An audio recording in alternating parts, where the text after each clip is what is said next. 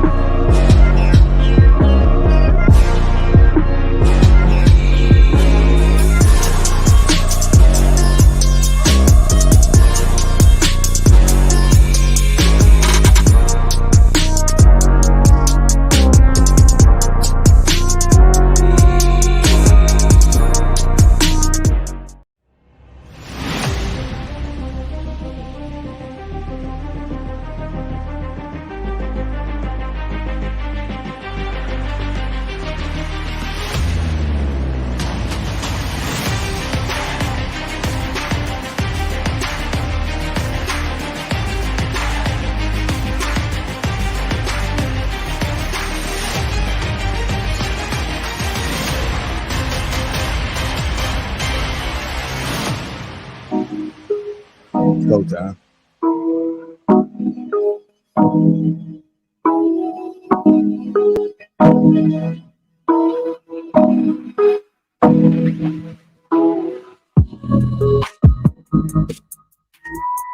What's going on, family? Welcome to Lapeef-ing Sundays and Lapeef Network. We got the real pressures. One country cookie, Nick in the basement. They have a story to tell. Release for myself and Lapeef JR. Welcome to Lapeef Sundays. Lapeef Network. What's going on, family? What's going on? How y'all doing? Good, but your volume seems a little low. What's going on, too, man? I'm trying to figure out what's going on here. Let me see if that sounds better. Sounds better? Still sounds funny on my end. Let me see. Yeah, going on here. Yeah, it sounded a little better with you not fighting over the music. Is it better now? Yeah, it sounds better. like it was competing. Still sounds low to me. Oh, I know it.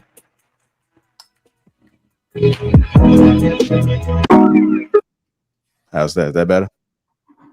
Yep. I thought what it was. I'm still a rookie, man. I'm trying to get it together, man. One of these days I'll be able to get it. Anyhow, it's good to see you guys. Got a great show ahead. Shout out to the sponsor, T Channel, Uncomplicated Skincare for Men, 30% off along with a free gift. That link is in the description. Make sure you guys feel a Teej, as I always say. Go ahead and cop that Teej. Let's see what we got in the chat. Dale Matthew is in the chat. What's going on, brother? You want to become part of Frenchie K757. Want to become part of Green Gang? That link is pinned to the top of the chat. Click that and go green. With that being said, you guys seen the topic tonight, which is, well, not tonight, this early afternoon. Is the culture destroying marriage? Is the culture destroying marriage? I had to put an audible this morning. I wanted to go in a different direction, but as I combed through the interview that Harley Initiated had with Samantha Lee, I thought it would be a great conversation with the discussion for today. So what we're going to do is we're going to comb through a couple of points. I do have another video that I'm going to play on the end that's strictly in regards to the topic, is the culture destroying marriage. But there's a lot of things that was said that I think is great conversation for us. So we're going to break it down. Good afternoon, Fatima. Thought said, let's do this. So let's go ahead and get it cracking. Let's go ahead and get it cracking. So you guys know Tyrese was married. He is divorced. And he was married to Samantha Lee.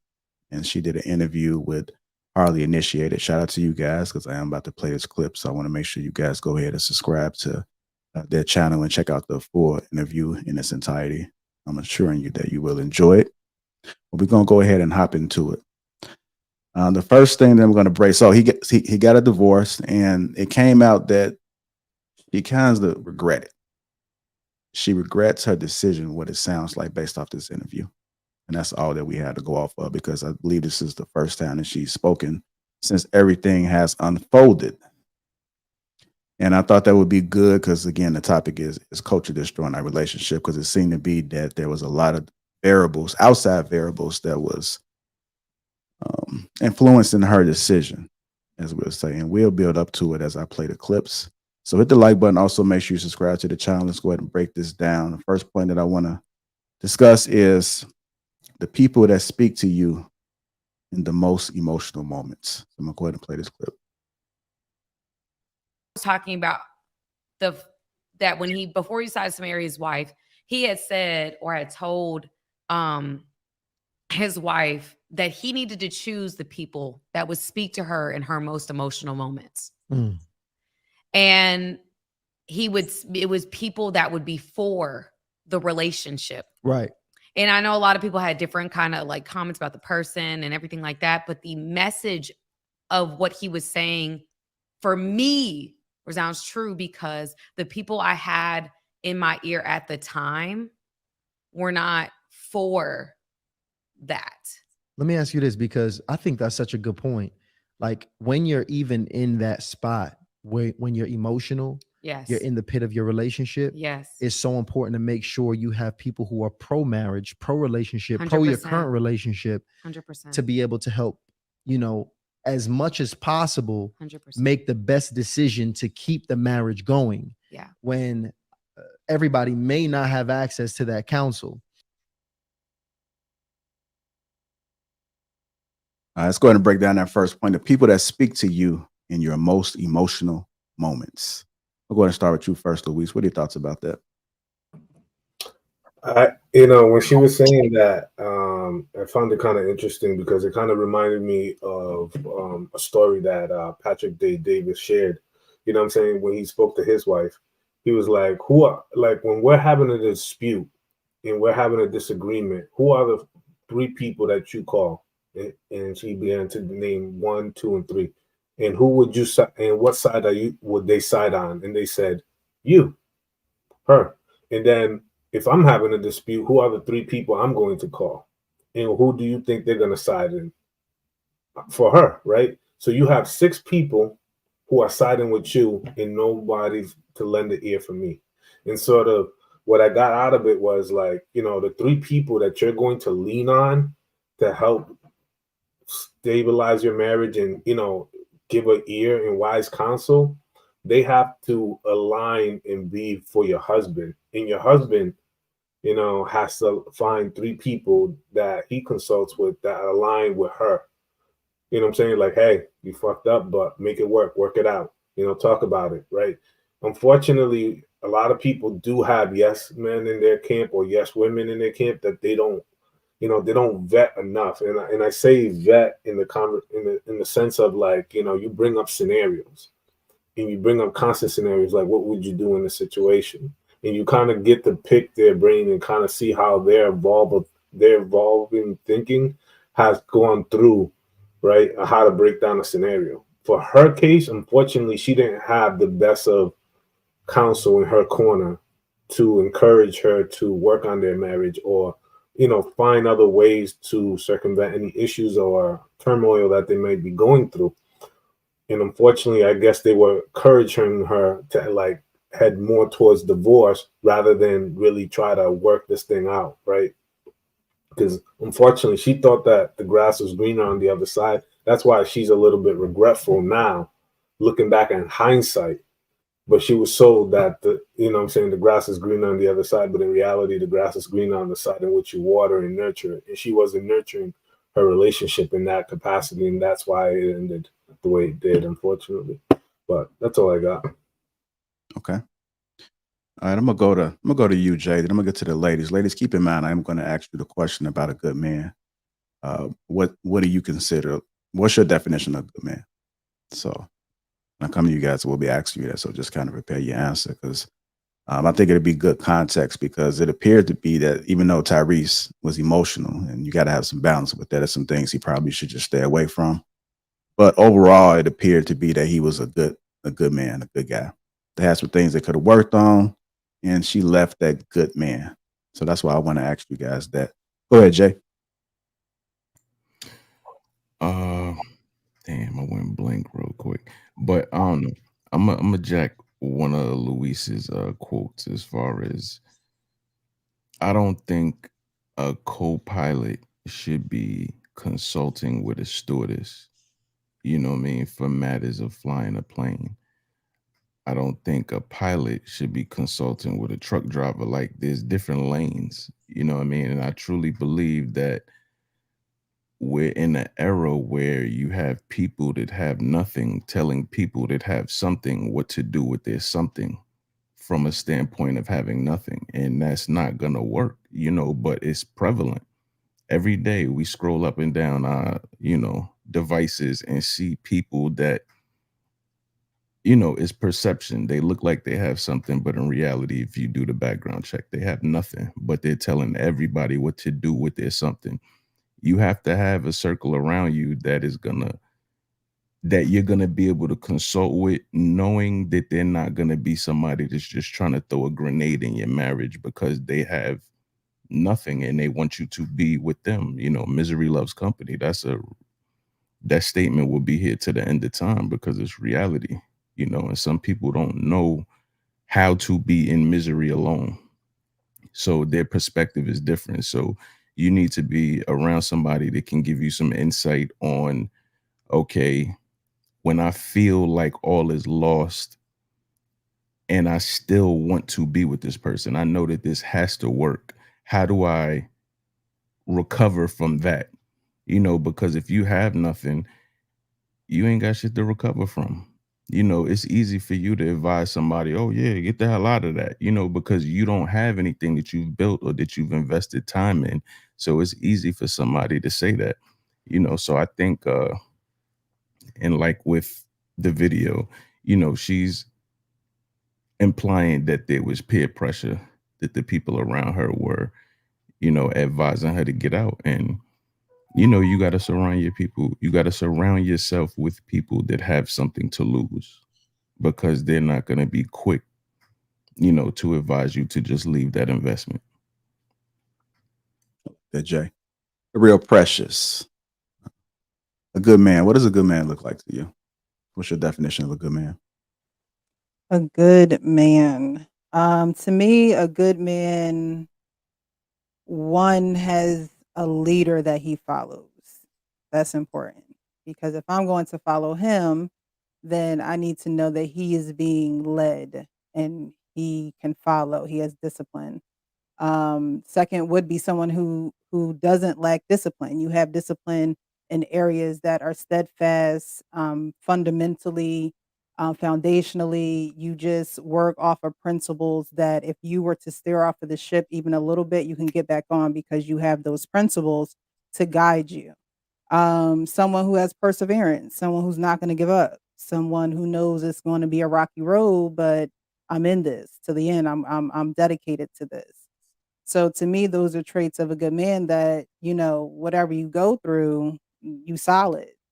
He's solid, and you don't really have to worry. You don't have to, have anxiety around who this man is. He's solid. He has his principles. He can be led. He can follow. He can follow, and he can have discipline and make good decisions. Okay. Now, what do you think about what Samantha Lee said? The people that speak to you in your most emotional moments. Whew, that is very, very, very important, and I think people don't. I think they take for granted time. And sometimes you can be stuck in doing something over and over again, or have the same people around you that you've had in seasons that no longer serve you. And now you still have these people in your ear, in your corner, in your family that are stuck in that season with you that you're no longer in. So now you're moving into a new season.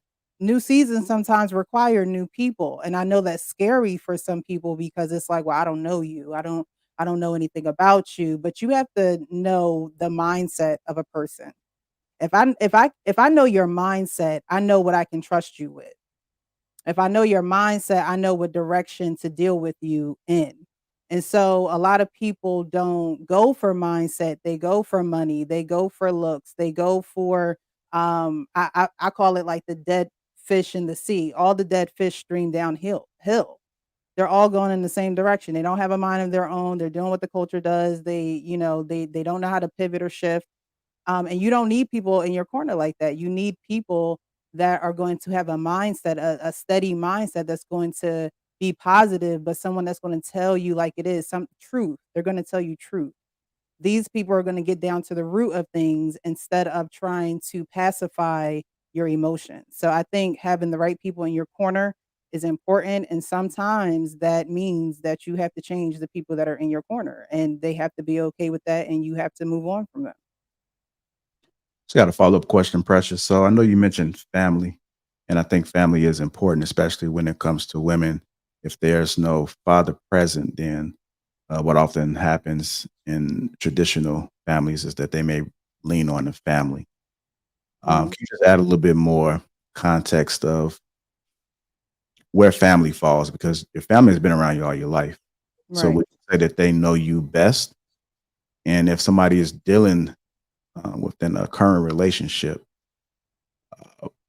just kind of play off that family aspect. Like, can they should you Um, see your family then because they've been knowing you your entire life? your family does know you. Your family is supposed to support you. Your family is supposed to be there for you. And sometimes your family can be a sounding board for you, and sometimes not. I think it's personally important to set boundaries with your family. I personally think that when they're either getting too far in your business or speaking things that are not conducive to the relationship, and they may have an issue or a problem with the other person. To me, it's like you're doing me more harm than good, but I think you're doing me good because you're my family. How could you steer me in the wrong direction? But at the end of the day, you're the person in that relationship. I always say be real with yourself so you can be real with others. And being real with yourself sometimes means, I know mom got an issue with this. She's always had an issue with this. She always acts this way. She always responds this way. So I can't take it as though this is the person that has an issue when mom has always had that issue. You have to be real with yourself because you also know your family. You know your family. And so you can't always side with them because they're your family. And I think differently about this because I was adopted and in foster care. So I've had a wide range of family. I've had biological family, family that's not mine, family that, it's like God showed me that you have family, but there are friends who are family. They have been there for you when your family has not. They step in the gap, intercessory. And so sometimes your family don't have it all together. They don't have all the answers. And you have to be knowledge, you have to be open enough to be aware of that. And it's not a dig at your family. It's hey family, I respect you, but I have to live my life. We all do. But I respect you. But this is a boundary you're not going to cross. I'm not going to allow you to cross that boundary. You have lived your life. You married. You got your man. You got this. You got that. And you have done it your way. Now it's time to, you know what I mean? I know you love me, mom and dad, but I'll be okay. And when I need you, I'll tell you. I'll ask. Okay. Cookie, I'm gonna go to you. What is your definition of a good man? I'm not really a list person, um, but I would say the definition of a good man is any man willing to sacrifice to keep the family whole, um, to keep the family protected, and to keep the family provided for. And that comes on many different levels for me. So um, it's very simple. You have to find somebody that fits your narrative and you fit his. So I look at love and relationships a little bit more simply than you have to do this, be in this. Like that, I've never been that person. So it's about how you make me feel when I'm around you. So I feel like any good man will make you feel like the feminine woman that most men are, well, some men are out here to seek. All right. And then Samantha Lee, what are your thoughts about the people that speak to you in your most emotional moments? I feel like in your most emotional moments, you should find the most unbiased humans possible. And I say that because bias is the end all be all to most relationships. You find somebody, yeah, girl, dump him, girl, dump him. Like you said, like Precious said, misery loves company. So I feel like number one of the first people you should go to when you're emotional is your therapist. If you're feeling some type of way, they're not going to pick a side. Um, and you explain the situation, and they'll tell you whether you were right or wrong. First, second, other people that speak to you are probably should be people that know both parties. I do believe that um, if you have the wrong circle of people speaking to you, especially while you're emotional, like if my little sister comes up and she's crying about a guy, I'm automatically, what did he do? I mean, that's just the way that I am. I'm not going to ask her what he did. I don't care. She's already crying. And that's not necessarily fair. That's not necessarily fair to the guy. So, in all reality, you need to just find an unbiased. You know how alcoholics go to AA meetings and everybody's non judgmental and everybody's sharing their stories. it should be the same for relationships. You should find a part of people that does not include your family members to go to, that have equal relationships with both people. And I think that's where you'll get the fair judgment. If you're always migrating towards people closer to you, they're always going to lead you down a path of failure. But it's not on purpose. Sometimes it is on purpose, but it's not on purpose. It's just like, I mean, they love you. They're looking out, they feel like they're looking out. But in reality, you're being emotional and dramatic, and they don't know the whole story. You know, there's always one side, two sides, and then the truth. And you should seek out people that are going to tell you the truth. Yeah, and just to piggyback off a little bit of what you said, I think it's important for you to vet your counsel as well. Even if your counsel is family, even if they are somebody that's an outside third party source through your insurance, you got to vet them. You got to do your homework and your research, because sometimes you can have some people that they only think one way, but you wouldn't know because it's your first time. And when you receive an information, it may come off as though they're giving you some solid information. If they never told you anything that went against what you're saying, that might be a red flag. So your counsel can have red flags as well.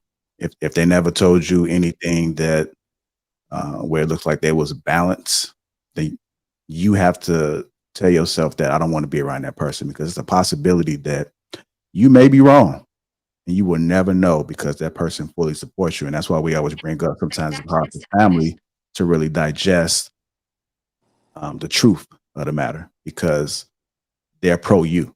You know, I can honestly say that my mother, for the most part, is pro me. I could never do any wrong. So I wouldn't Exactly. go to her in order to get some counsel. Like one of my best friends, well, probably the only best friend out of everybody, I respect him. And y'all may have heard me speak about him, is because he tell me the truth no matter what. I know my shit stinks sometimes, and I know I'm not perfect, but I need that balance, because how else am I going to grow as an individual if I'm not receiving some solid insight as far as how my mind is thinking? Because now one of us is perfect. If you sit and think that you perfect, I don't care how much education you have, how much experience, how much background, there has come a time where you have been wrong more than you think. And you would never know if you don't counter that with something that's going to balance it out. So sometimes your family, your friends, the closest one, because they want to see you doing good. And if they see you hurt, they're only giving you insight based off their hurt. I would be surprised if your counsel would say, well, let me speak to him. Let me speak to her. Let me hear their side of it. But even still, then they can hear your side and they can disregard everything that you're saying. So it's like one of those things. It's like you got to apply a little bit more logic even after receiving information. Sometimes you don't, conversations don't require a response right there in the moment. You got to let it marinate, sit on it a little bit. Maybe go and seek. I always tell anybody, anytime a professional diagnose you, go get a second opinion. Even if they got to charge your insurance twice, at least you know you're going up in the right direction. Sometimes the insurance might got to get charged 3 times. So sometimes you may got, if you're an entrepreneur, you may got to come out of pocket and pay $300 times 2, times 3. But at least you have different perspectives, different people that's giving you a little bit of insight for you to be able to make the most educational decision, best decision for yourself, because it's going to all come down to you. It's your life, and you got to ultimately be the one that's in control of it. But go ahead, Hank. What are your thoughts about it, sir? Yeah, I made sure I didn't hit that bottle of water. I didn't want my mouth to be dry. I mean, you dropped balls earlier today, so shout out to you. As far as this situation, I don't believe in family getting involved in my marriage at all. Now, I'm sure I'm probably the only one to feel like it, but I'm not. Ain't none of you motherfuckers getting involved. Your mammy, your daddy, your pappy, nobody. Nope. You have no business in my marriage. Now, what should have happened? All of this should have happened before I got married. Now, you can give me all the counsel. You can say whatever your opinions is, whatever your thoughts is, before we say I do. Anything after what I do, I'm not trying to hurt you. This is between me and Mrs. Hink. Has nothing to do with everybody else. We a circle of 2. Nobody's cracking that circle. If we have issues, and we can't resolve it between us two, then we will go and seek marriage counseling. And we're going to resolve it there. Before we get married, we're going to go through premarital counseling. And I'm going to remind her, and I hope she reminds me of the tools that we got before we got married. But if for some reason we're still not getting it, then like I said, we will go to a counselor. Now, again, I'm going to go to a male counselor, not a female counselor. We're not playing off emotions and feelings. We're not doing that. I know y'all may say, oh, it sounds sexist. Y'all kiss my ass. Y'all not married to me. Only person that has to worry about that is me and Mrs. Inc. But we're going to be good because we're going to do what we need to do in order to make this successful. And as far as that situation on that, now, she's selfish. Like you said, because she relied on friends. That was the first problem. But I don't even blame it all on her. Tyrese, I blame it on you. Because why does she have those type of friends in her circle? You should have went through her friends list, invited everybody over for dinner, and listened to their conversation. And if his heifer talk crazy or ratchet or anything like that, you need to cut her. She needs to be off. She needs to be no longer invited or around you because she doesn't mean you no good. She's a leech, and she's going to cause you pain and mishaps. And what she's going to do, any crack she could find in the armor, she going to sneak in her and she's going to infest that with like a disease. We not having these type of relationships in our marriage. This is not going to be beneficial to us. Cut Stacy off. And Stacy got to go. Hopefully she respect me as her husband or as a man that she's willing to do that. Or to have a conversation. Stacy, I appreciate you. It ain't going to work with us. Cut her like a relationship and let her be gone. Now, if she feels some type of way, then let her know why you had to cut off. Baby girl, you too sloppy.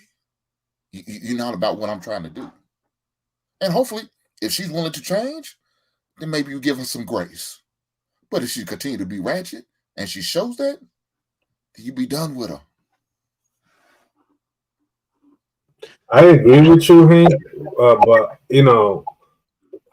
I find it difficult that certain people, particularly women, to cut off certain friends that they've known since maybe college, right? Or like late high school. And although they have, graduated, evolved into their job, and they're this amazing woman, etc., you have to understand when there's an amazing woman that has all these characters, please understand that there is a woman who is dragging behind somewhere. You know what I'm saying? Who presents herself as a friend, but really in reality, she's a leech, or she's a rock that's holding her down, or an anchor for that matter. You know what I'm saying? And they have some sort of like bond over something, and they don't want to let that person go. But that person has to be kind of like vetted out, like you said. It's kind of tough because I understand certain girlfriends or sister groups that have been there, like, oh, when she lost her job or when she went through that heartbreak or that car accident, whatever the case may be. You know what I'm saying? They had somebody that was there. And sort of, do you give up your support group, although your support group doesn't really support your marriage or your future marriage or thereof, right? Like you got, like a lot of people have to make, like almost like a chart to see like, does this person, benefit me in where I'm heading in the right direction, right? I always said, I've always believed that in the idea that married people recruit married people, or married people stay within group. Because like if you're married, I have certain individuals who I have a close relationship that are married, and we talk on a business level. We'll go to I'll go to their cookouts and stuff like that. But they don't come out on a Friday night with the rest of the fellas and stuff like that because he's married. You know what I'm saying? He moves in a different type of manner. He moves in a different type of light. So he's not gonna really be out there in that sort of space or capacity. And I respect that. You know what I'm saying? That's something to be upheld, right? He knows how to draw boundaries. And I think whoever you're with, you have to also draw those same type of boundaries in your relationship to ensure its security and its fruitfulness heading forward. But I have a life is question. life is full of tough decisions. We all have to make tough decisions, and that's just another thing in life you have to do. It may have been a tough decision for a man to be monogamous, but he's willing to make that decision for the right woman. That's a decision I had to make, and that's a decision I'm willing to stand by, because that's not only is required for my wife, but myself and the good Lord. So now I know it's gonna be a tough decision, and if you need me, you could blame it on me. It's Hink's fault. Hink told me, I don't care. Give it, That's a man. whole song too. I will take that L. And at the end of the day, if it's going to help me and my wife be successful, it's well worth it. It is well worth it. Go ahead, Cookie. So my question is, are we talking about friends that have an ability to the ability to modify or coerce your partner into doing things that you would like, or are you just talking about a ratchet friend that she had that we know she ratchet, I don't even pay attention to her, but that's my dog, I've known her since second grade type stuff. Like, because I mean, you say you're gonna want this your woman to cut her off, right? But do you trust the judgment of your wife in taking advice from a ratchet female? Or do you automatically say, no, she got to go? I You know don't. what I mean? Like, I don't trust her advice because she's as her friend now. It's obvious you made a bad decision by friending her. If she's a ratchet, like the words you just used, that already tells me you got bad decision making.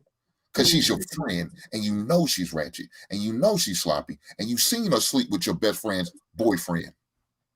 Yeah, no, we don't need that in our lives. That's a questionable decision right there. So I'm gonna help you make this decision by making it for you. Let this woman go. She's not so are you beneficial. willing to let your man whore friends go? Man, yeah, I've let a couple manhole friends go Okay, because of this. So yeah, why not? I Look, digress. it's not going to be one way. If my buddies are not for relationship and not with relationship, I don't need to have to even mention the conversation, because it's obvious that's not what you're about. You don't I care about digress. I was me. just making sure. I I was got you. just making sure. I'm I all think for it, I think it- I think it also, as a woman, you have to be able to see certain spirits in other women. Like, you have to be able to acknowledge it. And honestly, men see it before women see it. Like, that's why you'll have, your guy be like, That one right there, I don't know. I know that's your friend and all, but she conniving, she's sneaky. She don't mean you no good. She might laugh in your face and smile in your face, but men recognize it before women do. And women have to get to a point where they recognize it sooner. So when you get into a relationship, it's not hard to let this girl go. You're not like, Right. no, but that's my friend, and we've been friends since fourth grade. Yeah, You have to absolutely. you have to recognize these things, and you can't be afraid to break away from that crowd. Like, you can't. You Women have a fear of the unknown. They have a fear of the unknown because it makes them anxious. It makes them uneasy. Who is going to rock with me? You have to be okay with traveling alone sometimes as a woman. You Oh, can't always have absolutely. this assimilation attitude and think you're going to get where you want to get in life, because a lot of times women don't mean other women well. And it's sad to say, but it's the truth. It is the truth. They have this, Yeah. women have this, let's cluster together. And when one is doing great, we're all doing great. But you don't know how to really speak life into your friend when they're not doing good. Hmm. And you're nowhere to be found. You had a friends like, well, when I was going through so and so, you ain't even call me. That's because that's not your friend. They just with you when times are good. So you have to be able to Yeah. see what friends you have, that a certain Mhm. spirit comes out of them when you win it. When a certain spirit comes out of them when you have something that they don't have. And it's not Absolutely. being, cocky or anything. It's just being able to see differently. Yeah. Absolutely. I was just wondering about the whole. I think my definition of ratchet is different because he went into a whole deep rabbit hole as per usual. And when I say ratchet, I mean like loud, just kind of off the wall a little bit, because I don't have many. I have my sisters, but I don't have many friends. So my friends are like 200, 300, 400 miles away. So I guess for the sake of conversation, I was asking Heat, well, if the girl means no harm and that's just her personality, not ratchet like sleeping with friends ratchet. I'm just talking about kind of maybe a little loud, not raised the same as you. Like, I'm gonna go ahead and touch on it. We get to Jay, then we got to move on because I got some Okay. to do. But I think it all boils down to you understanding who that person is. Unfortunately, you're gonna probably have some friends that you may not want to let go, even though it's probably the best decision for you. So you're hoping that you are able to vet the man or woman to be able to know what their circle looks like, because that's going to probably show who they are more times than not, right? The other thing to factor in too is that some people you can't get rid of, like your family, right? But what you can do is when you receive information, you can know where it's coming from. And you have to understand who that person is to you and why they're telling you that. They may not have your best interest, but still, well, they may not have the best interest as far as, well, they may be hindering you because it could be your best interest at the time, but they only hearing the emotional part of it. And that's what we're going to go to next as far as the emotions and negativity. But you just got to know how to handle whatever advice is being given to you. Don't just automatically take it at face value. If it makes sense, then you apply it. It's just like on the panel. People get so mad about people's perspectives. Look, you don't have to take their advice. If it fits for your situation, then take it. If not, then it's just another perspective. But we need different perspectives in order to be able to counter our thoughts. Otherwise, if everybody is alike and thinking the same way, the world would be boring. Everybody could be doing something wrong and we not even realize it. So I love everybody's perspective, even if as crazy as it sounds, because even there have been times where I heard some of the most craziest stuff and people wind up liking it. I'm not going to say some of those things because some of those things might be a little ratchet, but you'd be surprised how much people like ratchet behind closed doors sometimes. And it sounds crazy, but they do. So go ahead, Jay, and then we'll go ahead and move on. Nah, just to piggyback on, give an explanation to Cookie. Like, Oh, hell yeah. we had homecoming. My school had homecoming this weekend, and you see a lot of people that live in your same town, or it's a lot of people that come from out of town, but essentially like friends that you were closer with. And so I had a friend last night that I hadn't seen in a while. You would expect the conversation to be a certain way, and he's talking about stuff that we talked about when we was literally in college, yo. You know what I'm saying? Dealing with women, yeah, I had shorty and I was clack, clack, going into detail. I'm like, fam, No growth. we old, fam. You know what I'm saying? And I haven't seen you in years, you know what I mean? But your conversation is the same it was. And during that time, he was one of those friends that kept me in a lot of stuff. You know what I mean? He was one of those friends I had to lie for. You know what I'm saying? I got a relationship with your woman and I'm looking stupid because you putting me in these lies. You know what I mean? So it just reminded me like, okay, this is why I don't hang out with this nigga. This is why I don't, happy birthday, what's good. But as far as us, doing lunch and hanging out, we don't build, we don't break bread because the mindset, so it just reminded me. And yes, men do cut those guys off. It's like a sitcom, right? It's like, dang, I seen this episode before. That's a weird feeling when somebody is still in the same place they were like 10, 15 years ago. It's the craziest feeling because it's like you haven't grown since then. Not You're you not peeking talking in about different things. Bruh. The Yeah, worst that is thing I crazy. hate, yo, is to be in a room with an elephant that I didn't create. You know how they say the elephant in the room?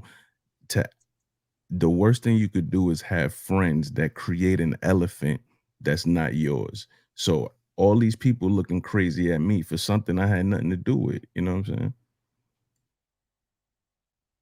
Let me go ahead and get to these super chats real quick, and then we'll go and keep it going. Dedicated to my children's future, gifted 5 Lapeef Network memberships. Appreciate you. Thank you for that. Dedicated to my children's future, $20 in respect to the panel and chat always. Let's push this show higher. Sunday energy. Thank you for that one. Enter the Black Dragon. The best preparation for relationships and marriage is to have a baseline knowledge of men and women as genders, then understand the nuances and adjust. Thank you, everybody that has contributed. We're going to go ahead and keep this show moving. We are breaking down the Samantha Lee interview with Harley Initiated. Samantha Lee is Tyrese Gibson's ex-wife, and she regrets leaving, and she's giving a little context. Main topic is the culture destroying marriage? Let's get to the emotions will only have you focusing on the negative. If I had different people in my ear at that time, I would not have made that decision. No. Wow. I wouldn't. And that's the truth. I try my very best at this point in my life to be what I didn't have in that moment. Because I think that I was women were like, I'm an extremely emotional person. People that know me know that about me.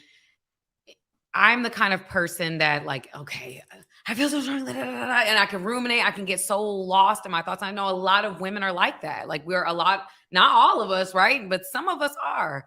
Just like a lot of men can be like that. But I know women specifically, there will be moments where they'll be like, I'm ready to be done. I'm ready to be done. I'm ready to be done. I can't stand this. He don't do this. He don't do that. Blah, blah, blah, blah, blah. And we're just focusing on these things.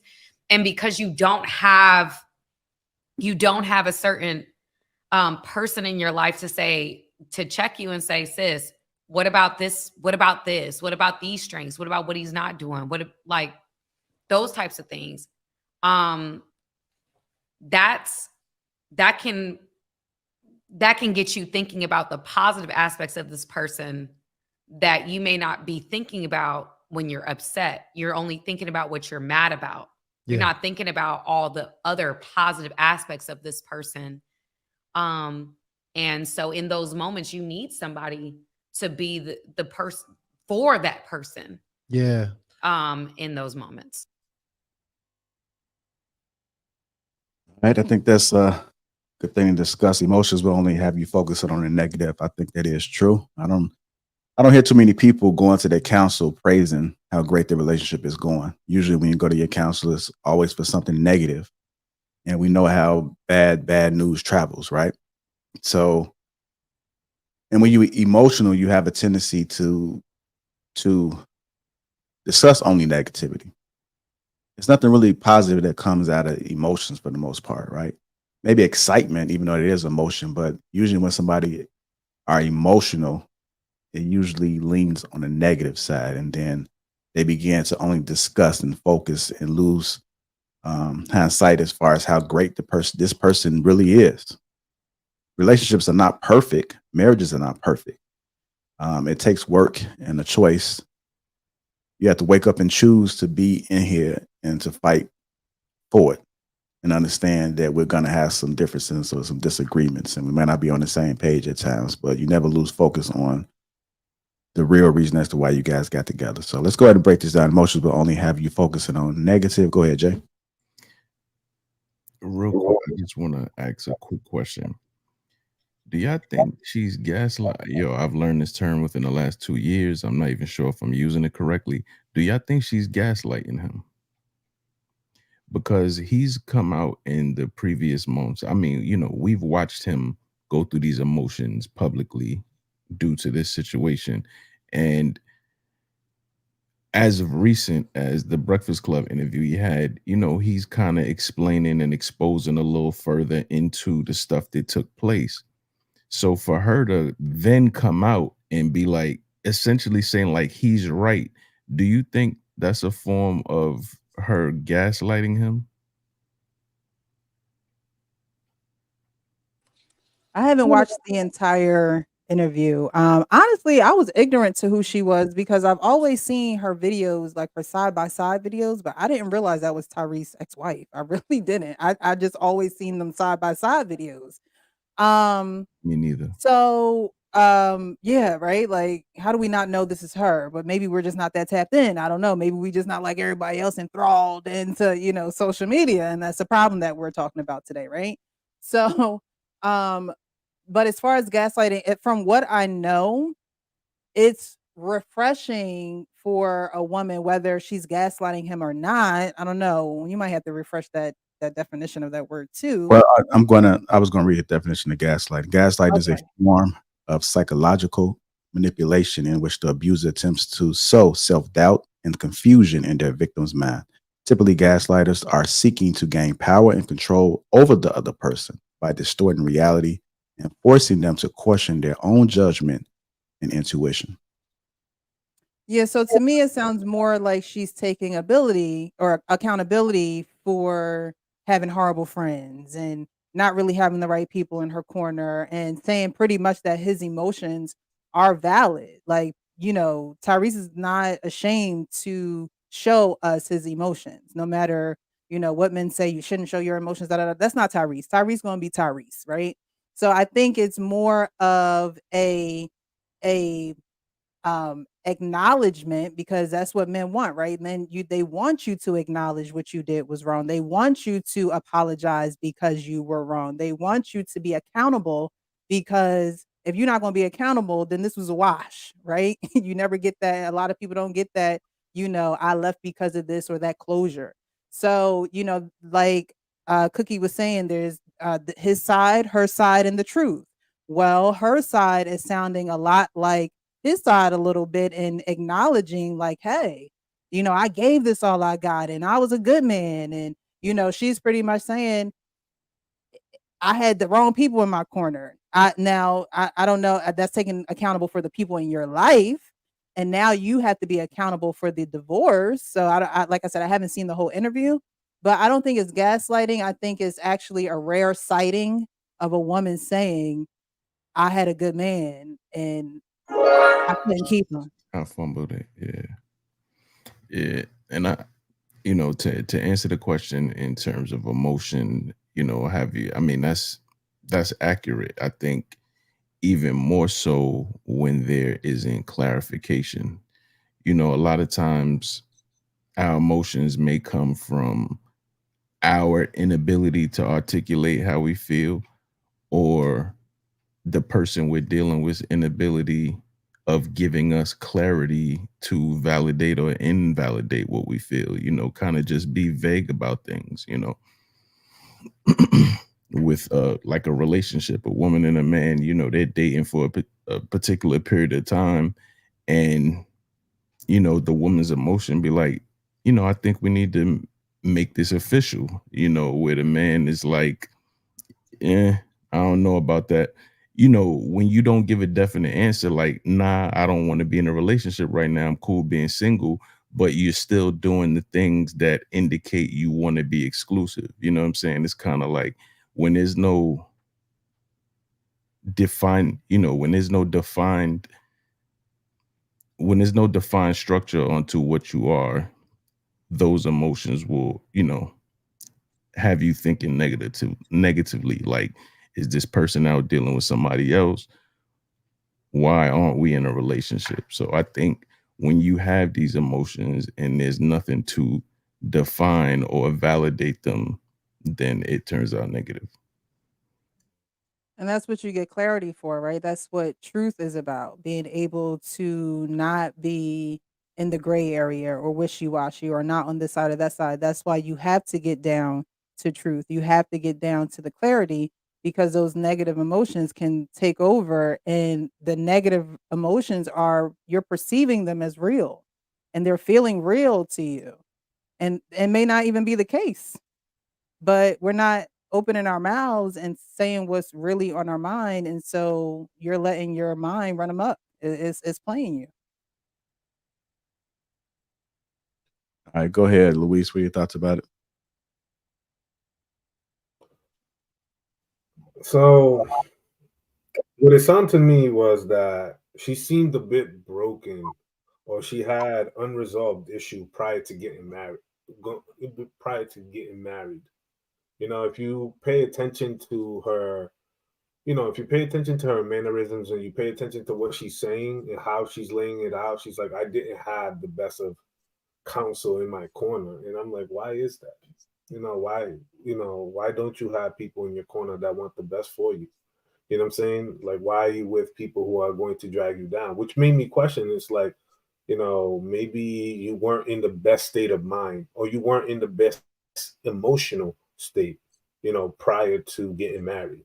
It seemed like there were things that you didn't clear out your closet prior to moving into that next chapter of your life, which also makes me wonder, um, did they go to marriage counseling before they got married to kind of iron out things, before they walked down that aisle? There's so many questions about, you know, those milestones in the relationship prior to walking down the aisle that could have helped, clear out any obstacles that could have, derailed the relationship, or in this case, derailed the marriage. She seemed a little bit emotionally weak. I don't think it was gaslighting. I don't think she was gaslighting. However, the thing that I thought she was kind of shifting, like, I just didn't have the best corner. It's like, wait a minute. At what point did you ever stop to sit to yourself and be like, yo, I got to think about my life a little bit closer. I got to think about the friends who I have in my corner. I got to think about the things who I share intimately with other people who I think that value, who bring value to my life, right? Into my relationship, marriage, etc. Right? Like, at what point did you sit? Good that you acknowledge and took accountability for that point, but at what point did you do some self-reflection for yourself and for your needs? You know what I'm saying? Forget anybody else. What did you do for yourself in order to get to that state where you can ensure that you didn't allow outside influences or outside pressures, to cave in your marriage? And one of the things that JR brought up, which is kind of interesting too, that I really, really like. We talk about anniversaries, we talk about celebrations, but why do people wait a year to celebrate their anniversary? Every week, every month is a celebration. We made it through the day. We woke up together today. We made it through the week, and we're still here together. We made it to the month, which is, here's another milestone. Like, every month, there should be a momentary anniversary to kind of remind you of what you guys started and what you embarked upon, right? Why are you waiting a whole calendar year to be like, we made it a calendar year, like, now let's celebrate? No, every day is a celebration. And I think that as soon as we change the perspective as a culture collectively, right? From celebrating from a year to celebrating every week and celebrating every month, right? And it doesn't have to be anything big or elaborate. It has to be those small things that really bring back to why you're together and why you've elected to do life together, right? Those things that constantly reinforce the positive, right? The positive moments and the positive attributes that have, forged this relationship or marriage, right? And there begins to kind of dissipate and cut down the negativity. You'll see less negativity coming out.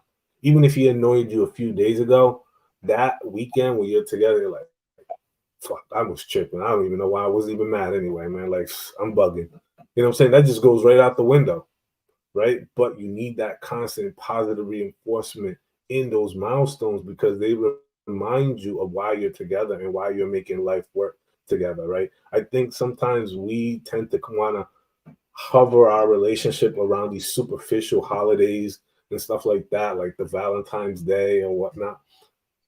Every day is a Valentine's Day. Every month that you're together is a Valentine's Day. And that should be something that should be celebrated. And unfortunately, in our culture, we don't do that.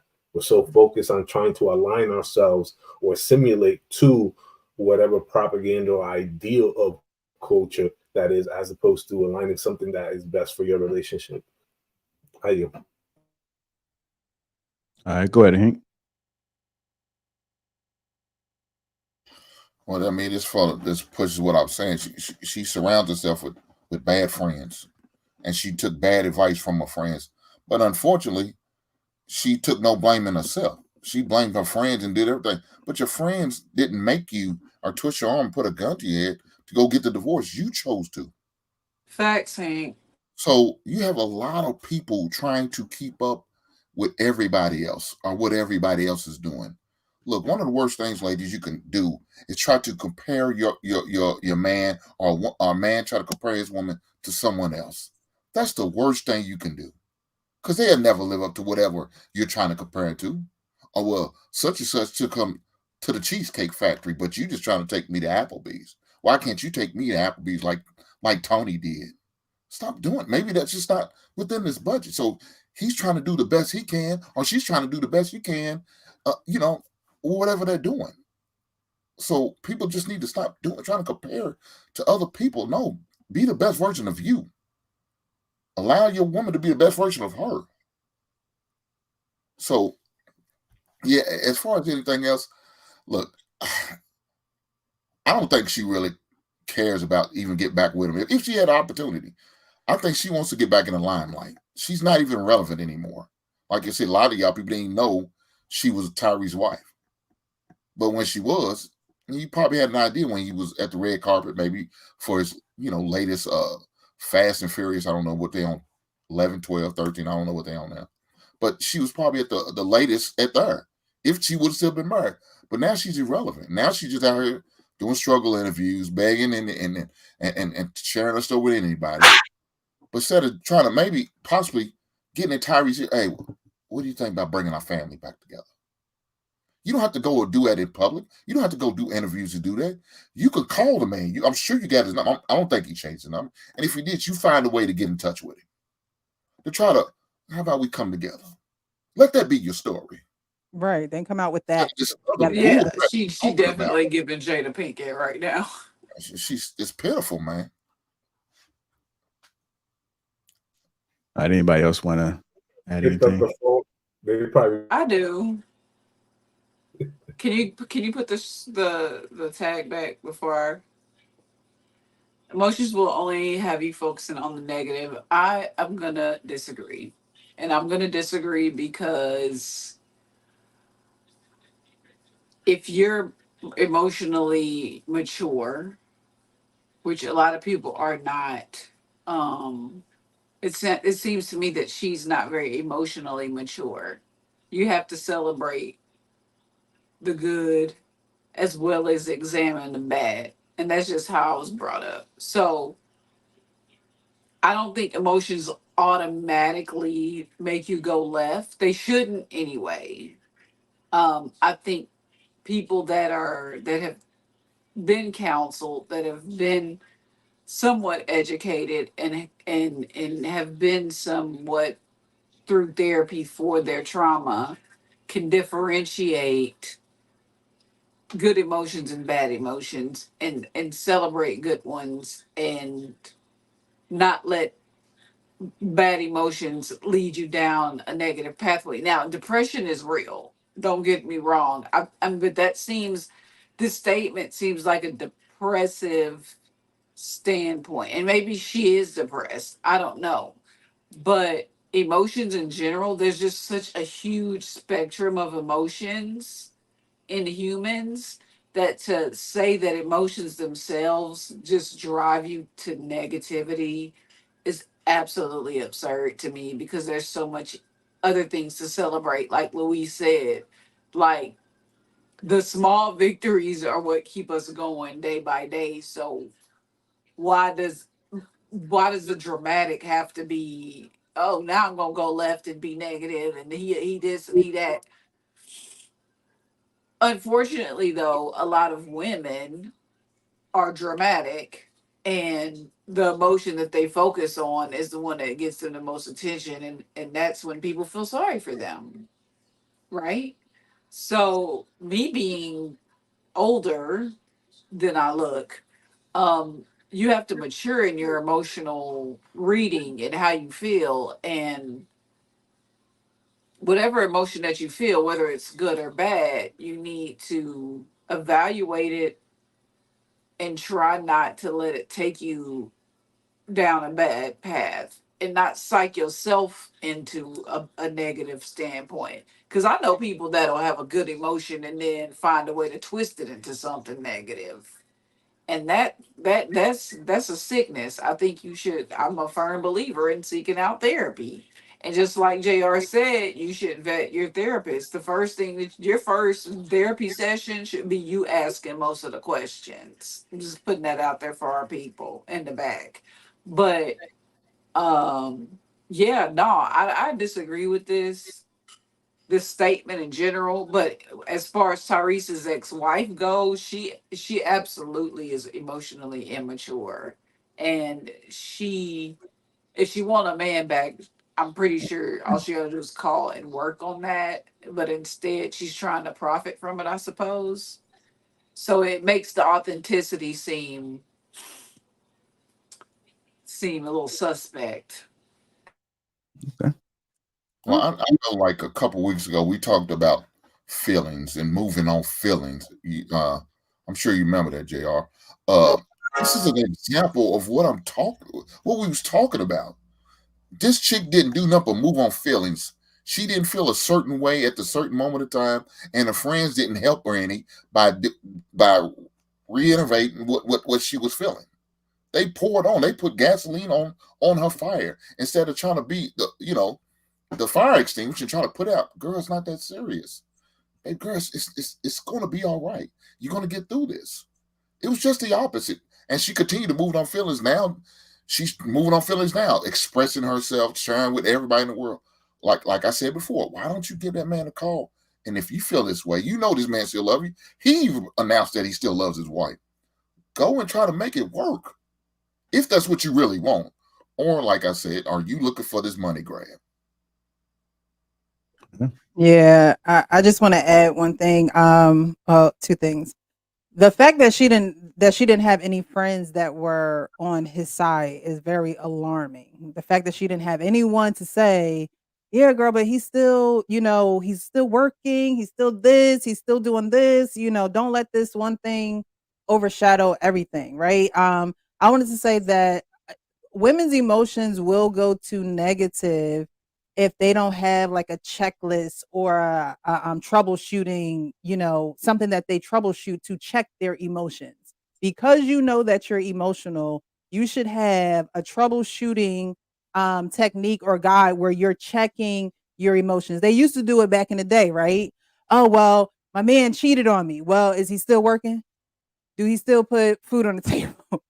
Is he still taking care of them kids? Is he like it was a checklist? And I'm not saying that a man cheating is right. What I'm saying is they went through a checklist of what is getting done, what is getting accomplished. You can still work on that part, y'all. It probably will be some work that you have to do, but don't leave a man because he made a mistake when he's doing all of these things still correctly and still loving and honoring the family. So even outside of a man, when you're thinking about your emotions and you're trying to decide on something, you have to look at the bigger picture, step out of it and look at the bigger picture. Is this still providing for me? Is this still working for me?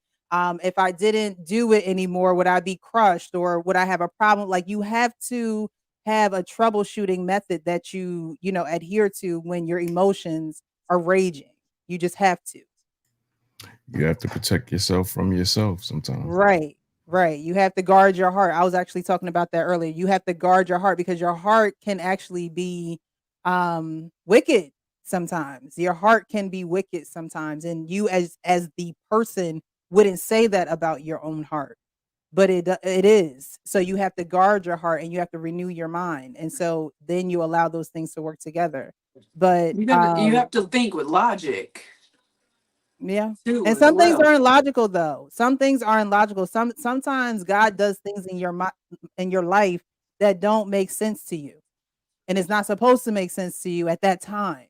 So a lot of times, like I was saying earlier, people underestimate this thing called time because it can either work for you, it can work against you, but you have to have people in your corner that's going to be positive or who's not going to be biased or who's going to help check you in love and you be able to receive that. Because like I said, sometimes you can enable someone and they're not receiving what you're giving. And that's how you know you're wasting your time with people. That's how you know you're wasting your time with people. So then you have to retract that from that person, and they'll see that your value is no longer there. They'll see that what you were, trying to tell them is something that could have helped them. They'll see that. But you also have to make the decision to take that away. You can't help everybody, and you damn sure can't save nobody. Only God saves. Only Jesus saves. That's my motto. I can't save anyone. All right, y'all, we This got. makes it. I'm sorry. Go ahead. Yeah, we got to keep it moving. Okay. So these next couple topics will hardly initiate. If you guys want to say something, you can say it, but not everybody has to speak on it. So I'm not going to go around. But if you want to add something to it, then you can. The next point she made was seeking counsel from pro-relationship minded people. So let me go ahead and play this. It wasn't necessarily somebody that was pro-marriage as much as it was giving a different perspective on that person that would be fair to that person in that moment. So it could be it might be, let's say my best friend, my homegirl, she might be pro-marriage, but she's pro-me. She gonna advocate for me on that phone. I'm talking about somebody that maybe it's his sister. Maybe it's his mom. Maybe it's somebody that can, maybe not the mom. I wouldn't do the mom, but like somebody else in his life that could advocate and speak to him that he has designated, because that's what this guy did. He had designated certain people that when she's that upset and she needs an ear, she's not just talking to friends, her own friends who are going to advocate for her, but more or less somebody that's going to advocate for him in those moments and be able to be a voice of reason for him when she's not hearing him. That's what he was asked. That's what he was saying. And that's what I think that I didn't have. I had people that were in my life that were advocating for me. And that's not a negative thing. Yeah. It just was at the time being so hurt, so emotional, just being in my feelings, making a move. I didn't necessarily have that, nor did I make space for that. And so I would say to a woman that's highly upset, that's highly emotional, it's like, you know what, I'm done. I'm about to call he did this, he did that again, blah, blah, blah. You go. No, you're actually not ready to do this.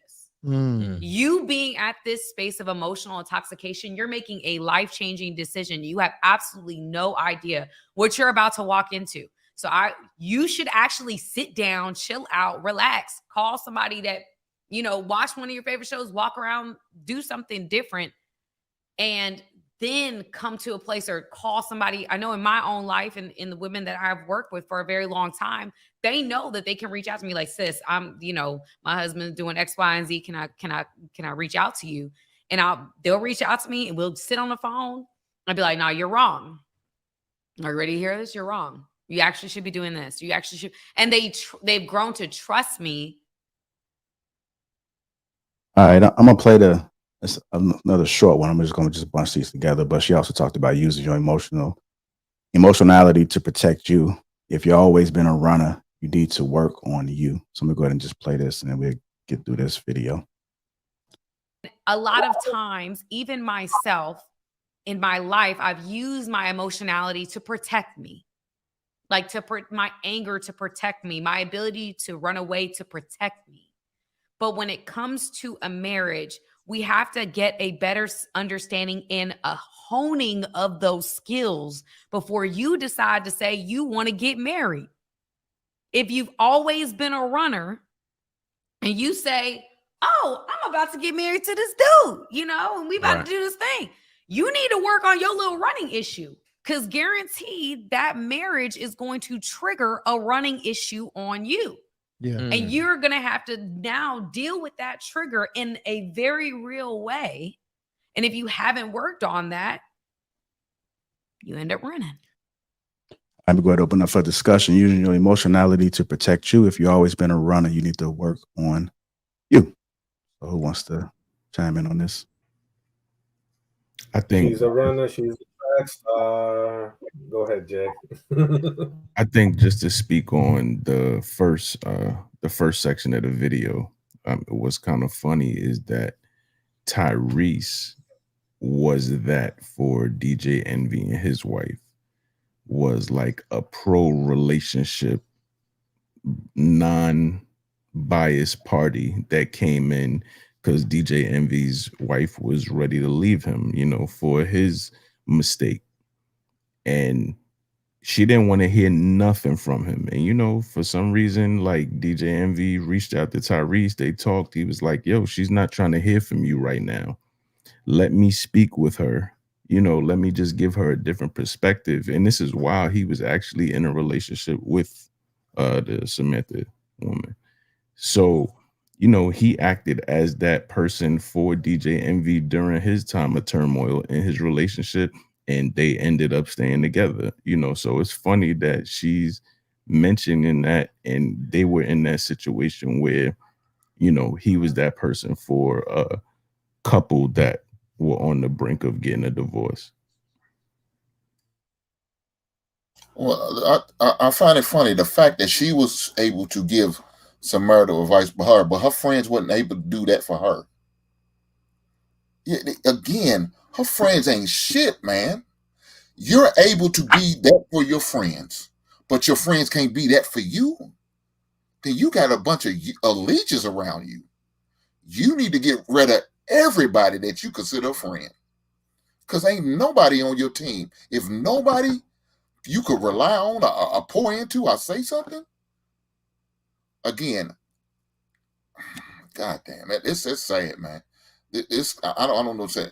If matter of fact, Tyrese, she called you, don't answer a goddamn call. Don't go back to her. So she don't want to get back with you.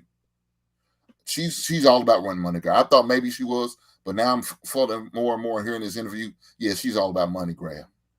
She's trying to get back on the scene, try to get some type of publicity, because she's not gonna get rid of them friends. Them friends are gonna be there forever. She's gonna always have them, and they're gonna forever do that. From the giddy up, you should have known to circle and get marriage minded people around you. Relationship, even if it's not marriage, but maybe individuals who believe in a relationship, who actually believe in it, and not just believing in somebody. Well, I'm just gonna have him or her around just because what I need. Maybe I just need sex. Or I just need to have somebody go out and take me out to lunch or dinner or whatever the case may be. No, get people who is all about relationship, especially all about marriage. That's going to help you. That's going to encourage you. Those are the type of friends you should have. And it don't sound like you got a bunch of just single friends who enjoying life, probably living off of Tyree's dime, and kind of mad that you didn't think you were gonna really break up with him, but kind of mad you did, because now you can let the money bag go. You know what? I think she's in turmoil with those friends or with that supposed support system, because for her to come out and have this revelation now, that time has passed. I'm thinking maybe her and those friends that were around at that time, like some things were probably revealed to her about their personal lives and how they move, and she was like, you know what? I actually listened to these motherfuckers, you know what I'm saying, about like a important life decision, you know what I mean? Something that's gonna affect my life, for the rest of my life. And I listened to them. So I think she saw some things, or some things were revealed to her within their personal lives. And she thought to herself and had that epiphany, like, what am I doing? I just straight walked away from something that was a good thing on the counsel of somebody who don't even follow their own advice, Yeah, They Jay, the were fact that she has yet said anything about going to marital counseling or anything, that's another red flag for me. So I don't know how serious she really is. Now, maybe she has in an interview. Like I said, I haven't seen the full interview. She may have talked about it maybe the next 10 or 15 minutes, maybe. But as what I've heard right now, I haven't heard her mention. The only thing I heard is her friends. I wish I did this. I wish I did this. My friend said this. Do this. All right. Anybody else want to add on this? So the statement of using your emotionality to protect you, if you always been a runner, you need to work on you. So it seems that seems like because of her toxic group of friends, running was what they did, right? It was, I have this man, everybody else in the group may not have a man, so now we going out, we having fun, you not coming with us no more, you not hanging with us no more. Maybe she was the it friend, like she, was the head of the friendship group. And if Samantha, that's her name, if she wasn't there, it wasn't as popping or it wasn't as whatever, right? So she now has this loyalty to this toxicity of friends, and now they have all become dead fish going down the sea. No one, they're all streaming down sea. So now she realizes, I've been a runner. I've been a runner because I don't have any friends that's gonna pour in me and tell me to stay, right? If I have all these friends that tell me to get away from this man, it's easier for me to soothe the fight or flight method that I've been doing with these men. It's easier for me to just do it, not really have to think about it, not really feel no type of way about it. But I have a good man in my corner, a man that wants to fight for a relationship, a man that wants to be in a relationship, a man that is in tune with his emotions so much so he allows himself to feel them. He allows other people to witness him feel them. But you have a woman that says, "Oh, I don't, my friends are they just weren't those type of friends to tell me X, Y, and Z." And she's a grown woman. There's at some point you have to say, "Okay, am I making the right decision here?" Whenever I make a right decision, I'll be like, "Is it me?" And so I do need other counsel because I'm like, it could be me. Like it really could be me. So I need to make sure that I'm not making a wrong decision because of my feelings. Because we can be in our feelings, but our feelings shouldn't control us. It shouldn't have us gripped up by the neck, right? We should be in control of our feelings. And when you're not, it puts you in situations where you're not really questioning yourself. You're just flowing down the sea like a dead fish. And when you come across a good man, it's almost like that gut punch because it's like, dag, I knew I needed to work on this. I knew this was an issue of mine, but I chose to hang with my friends, to allow my friends to influence me, to, have all this stuff in my ear. And now she wants to come out and say, well, I didn't have friends that encouraged me or that poured into me. And while that's important because who's around you is important, at some point, I have to watch the interview because at some point, where is it where she says, I chose the wrong friends. I hung around the wrong people. That was my decision. I chose to do that. I chose not to deal with my stuff. And I chose to, make them a priority instead of this man in my life who was probably trying to get me out of running, probably trying to sit me down so I could figure out what was going on. Because a man who will work with you, that's priceless. And women need to really hone in on that because there are some men that don't give a damn about you. Okay. But a man who is willing to work with you and he sees you for you, the naked you, the person that other people don't see, and he's willing to work with you, you would be a fool to let that man go. A fool because in 2023, these men, no, I'm good. I'd rather not. I'm not getting in no more relationships. I done been hurt. They done took all my money. I'm focusing on my career. No, when you find a man who is willing to work on these things with you, go through the rough, the mud with you, you have to have a different mind. You got to wake up. You have to wake up. And if you don't wake up, then you're going to be a dead fish streaming down the sea. That's all I got to say. All right. Don't make permanent decisions over temporary feelings. That's all I got. There you go. We're gonna go ahead and keep coming through. Anybody else? Yeah, I just want people to understand if you're a runner, figure out why. I mean, like there's a basis to that. There's a foundation to why you are a runner. It might not necessarily be your friends. It might be something that's triggered from a young age. So I'm a firm believer in figuring out why do you feel like you need to run before you get hurt, or if you're already hurt, you running off, and that's just not a good it's not a good look. That's all I can say about that. And she sounds like she's skating around accountability, but the more I hear her talk, the more I feel like it's kind of like she really hasn't taken accountability yet. She kind of blaming her friends and almost gaslighting herself. So I feel what Jay was saying earlier with the gaslighting. She not gaslighting Tyrese. She might be gaslighting herself because she just hasn't really even accepted the fact that, ma'am, these were your friends though. Like you chose your friendships with these people and you chose to stay and you chose to listen. So I don't know. That's all I got. All right. Yeah, just tuning in. Make sure you hit that like button. Also, make sure you subscribe to the channel. We are discussing is the culture destroying marriage. We are breaking down the Samantha Lee interview that she had with Harley Initiated. Samantha Lee is Tyrese's ex-wife. I'm going to play this little clip. I want to break down a small section of what O'Shea Du Jackson had to say about this. So we're going to go ahead and keep it pushing. Shout out to O'Shea. Make sure you guys follow, like, and subscribe to his channel as well. Here we go.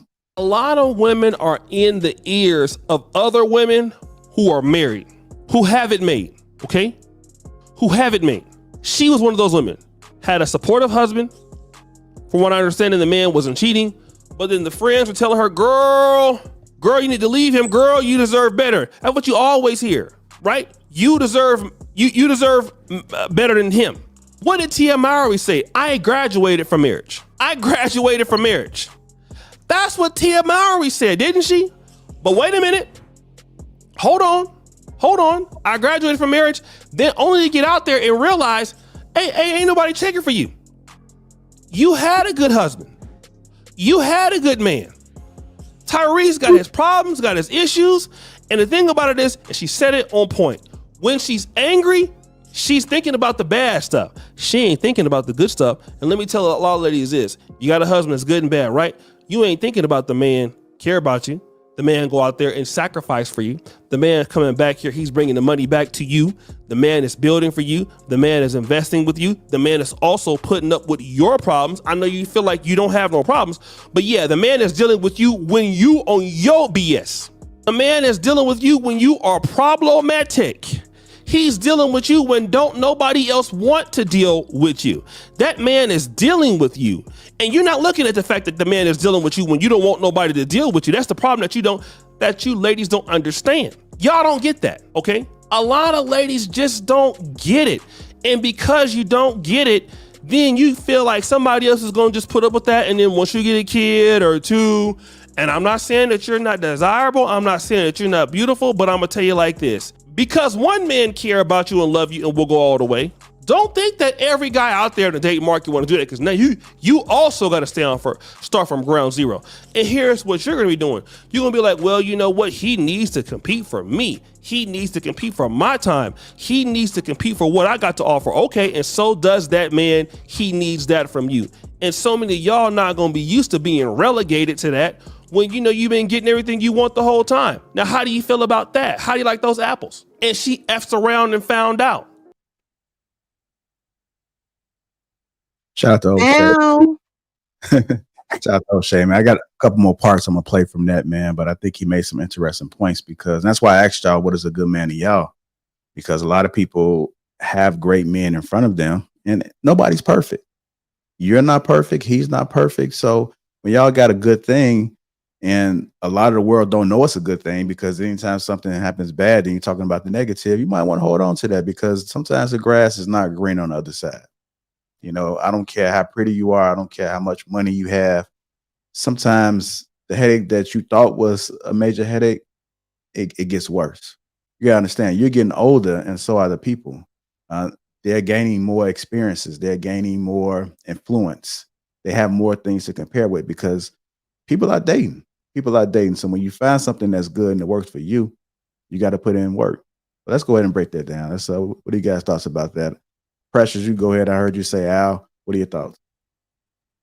I mean, I just said it, honestly. I didn't know you were going to play that clip. But again, you have to, you should stick with the people that are willing to work with you. That's what a team is about. It's about sacrificing the greater good for yourself in order to put the greater good that you have inside of you, inside of the team. And I don't think that in 2023, we have enough team-minded women.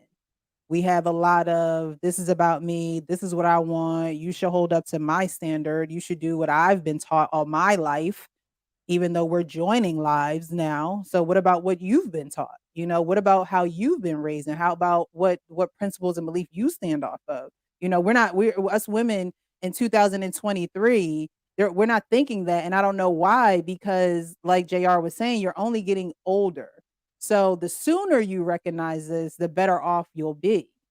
But I like I said, you know, you should definitely stick with those who are willing to work with you, because those people don't come around often. And as we get more advanced in social media and things like that, people are going to want to not have to anything to do with certain type of women, and that kind of hurts it for other women who are marriage minded and who are, you know, relationship mind or pro relationship, because now guys are looking at these women like they're the same as the other women. And so, you know, they're not even putting their best foot forward, because they're like, well, she might be like everybody else.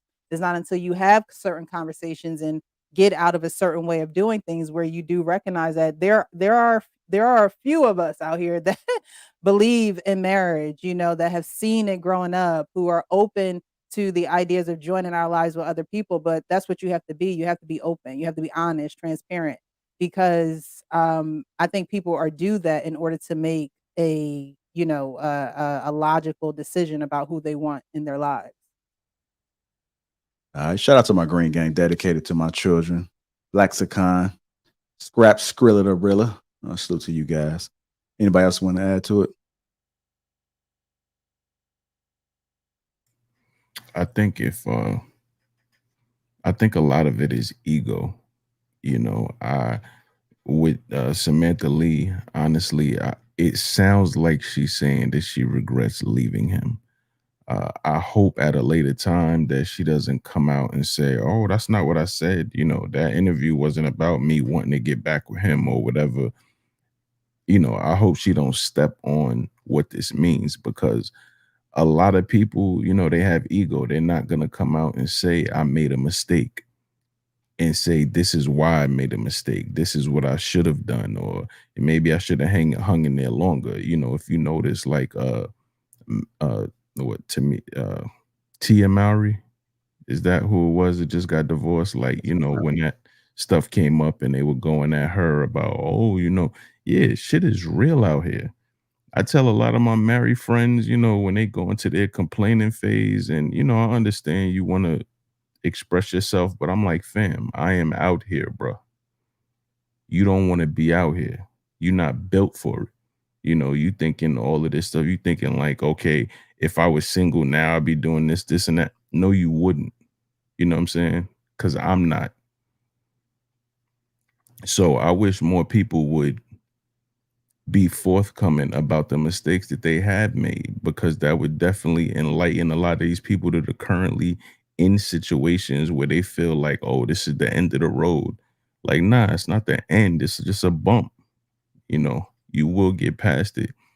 But ego won't allow a lot of people to do that. You know, they'll just let them to suffer in silence. You know, I hope a time comes where Tia Mallory, you know, does speak up honestly and say, like, you know, I feel like I made a mistake. If it gets to that point, not saying that that's the case, but if it does get to that point, I hope people like her do speak up, because it would definitely lend a lot of insight to younger people who are questioning leaving or staying.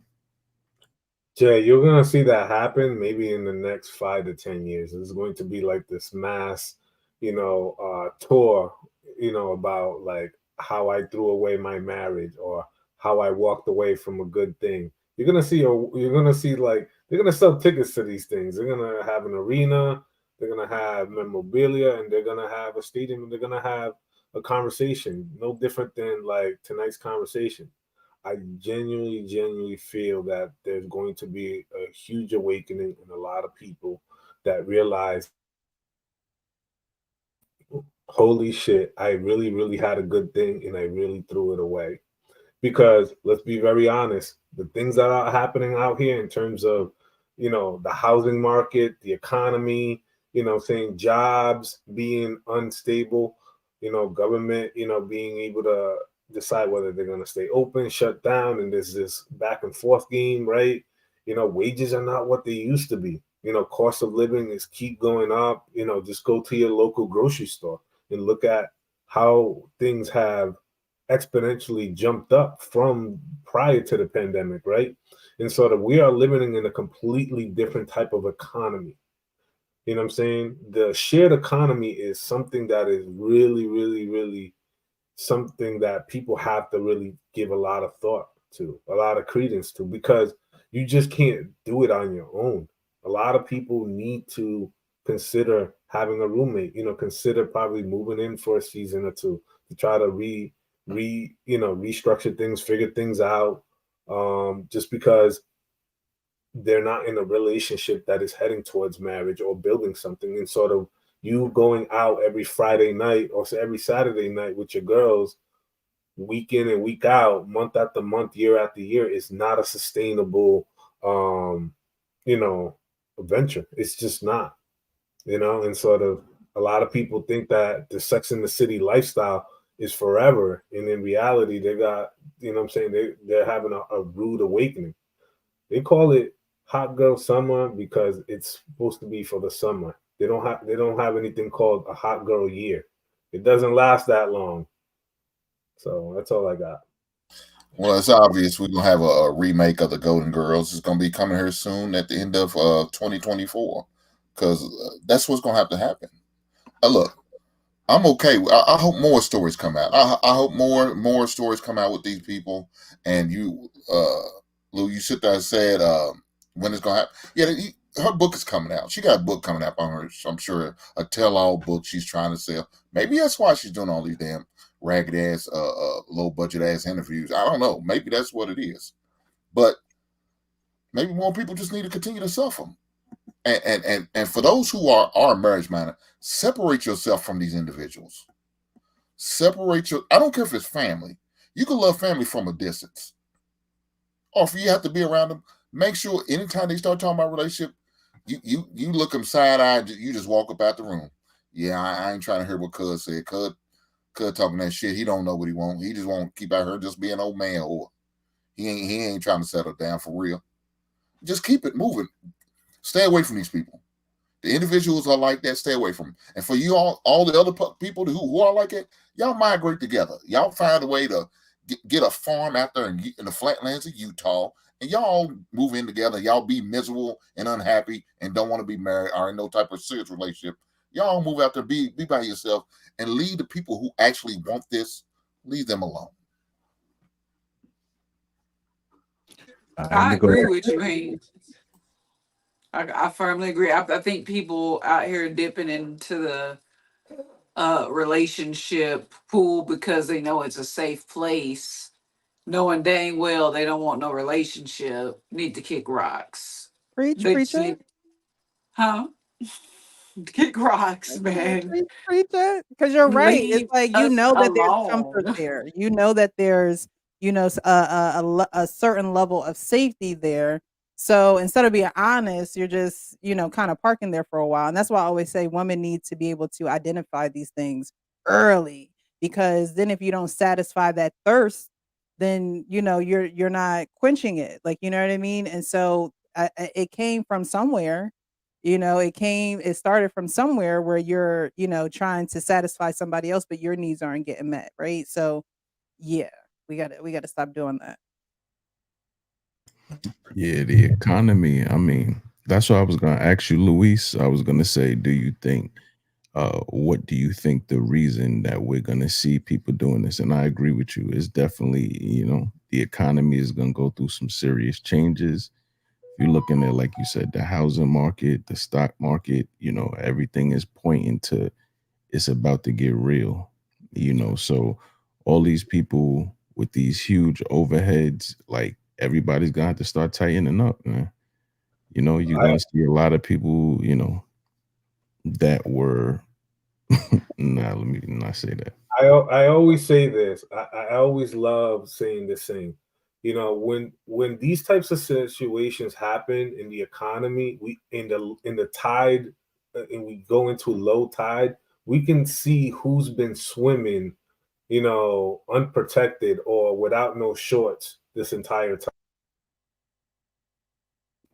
Right? We can see who was swimming naked when the tide goes down. And this is just one of those, you know what I'm saying?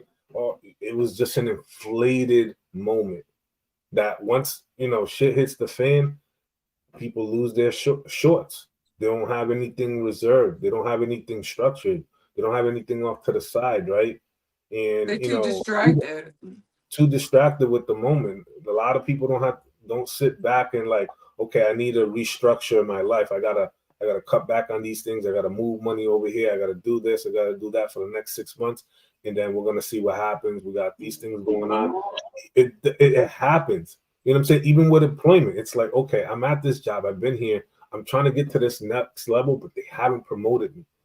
Let me talk to a recruiter. Let me put my resume out there. Let me see if there's an opportunity for me to probably bump up 10-15% in salary and see where I land, right? People need to explore their options and understand what is out there for them. Don't stay stagnant in the same moment, because when that tidal wave comes, you could get washed out.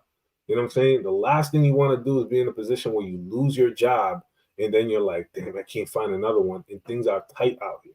Right? Like, tough times are coming. You know what I'm saying? But tough times don't last, but tough people do.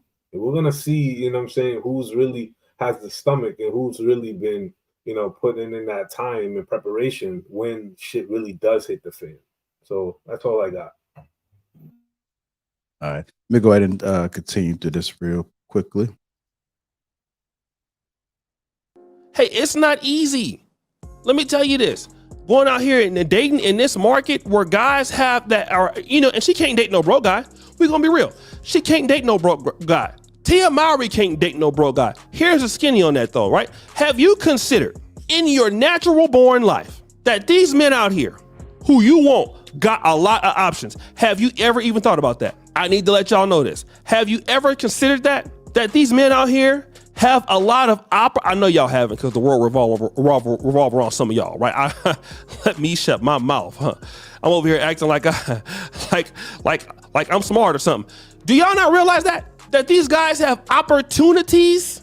You're not the only opportunity that's out there. Have you considered this? That these guys ain't just thinking about your ass? Have you considered that? I think many of y'all have not considered that. Right? I find that very problematic that you have not. And because you have not considered it, when you get out there, you feel, you know, much better than what you are. And you're not looking at the competition. You're looking at, well, got one guy to do it, I can find another. Let me tell you like this, okay? Like Bobby Blue Bland used to sing, further on up the road. You're gonna get your issue, right? To be a woman and to be single, to have a kid, to get back out there, it is not as easy as you think, honey. It just isn't. There are a lot of women out there that want a good black man, that want a good man, period. All right? But that thing we talked about, a good man, huh? Good man. Anybody want to add anything to it with that? He sound angry. I just thought I'd throw that in there. You gotta watch He's right though. More of his stuff to kind of understand his like. I think sometimes the frustration is like we're talking about the same things over and over and over and over again, right? It's like, when will they learn? When will it sink in? When, you know, so I think some people get to it, and it's like how come you don't see it this way? Like sometimes you get frustrated with somebody because it's like, I don't understand how you don't see it this way. I don't understand how you're not, you know, picking, like, where is the blockage? Where is it where that you're thinking that, you know, good men are going to be around forever, or you're going to come across, you know, a good man like you come across a bus at a bus stop? Like, that's just not how it works, you know? And so I think you can hear the frustration in his voice, but also you know, we've been saying this to you women for years. We've been saying it for years. So like he, you know, he was being facetious, but he's like, you know, like I'm smart or something. And it's not about being smart. It's about being logical and what you truly see out here versus the delusion that we get from the women who are in these relationships with good men. You understand, Audrey? Oh, yeah, I understood. I just said he sounded angry. He didn't bother me one way or the other. I was listening to him. He's correct. I just said he sounded angry with it. But everybody's saying it's passion. I just want y'all to know that when women can be passionate too. And I'm not a feminist at all, but we get labeled as angry when we are passionate. No, So we misplace it. We misplace our passion a lot of times where men are able to channel it a little bit better. And then we call them harsh, right? We say, well, why are you talking to me like that? Why you gotta say it like that? And it's like, because I've been saying it like this for a long time. mhm. And so we have to, as women, when we get passionate, we have to understand we have to channel it correctly. Sometimes that passion will Mhm. come out with the how we speak to him, right? It's like, no, we gotta channel that a little bit differently so that when you do speak to him, you're able to do so with a clear heart, not a heart that's confused, not a heart that has anger or anxiety. It's cool that you feel those things and you can get those things out, but you have to do it in a way where you're not disrupting, the flow of things. And if you do, again, acknowledge, apologize, have accountability. I call it the AAA method. You have to do that because if not, Mhm. you're gonna not see what he's trying to say, and you're thinking he's trying to harm you when he's on your team. Again, it's a team mindset. Right. You're on the same team. So the passions have to be channeled in that manner and not every man for himself, like we playing horse out here. Can I be real with y'all real quick, Lapeef? Okay, so when I heard passion, the first thing I went to was when it was not relationship directed at all. I was thinking about when I'm on a sideline and I'm yelling and I'm getting told that I'm being angry. I'm an angry coach. In real life, I'm passionate. And honestly, in relationships, I'm quite quiet. Um, which I'm working on that, being more boisterous because I grew up in a household with a Marine father. So it wasn't a place where we could even raise our voice. But I was thinking more on the level of my job when I said, uh, remember that women can be passionate too. So I was way off radar. Sorry, that's my ADHD kicking in.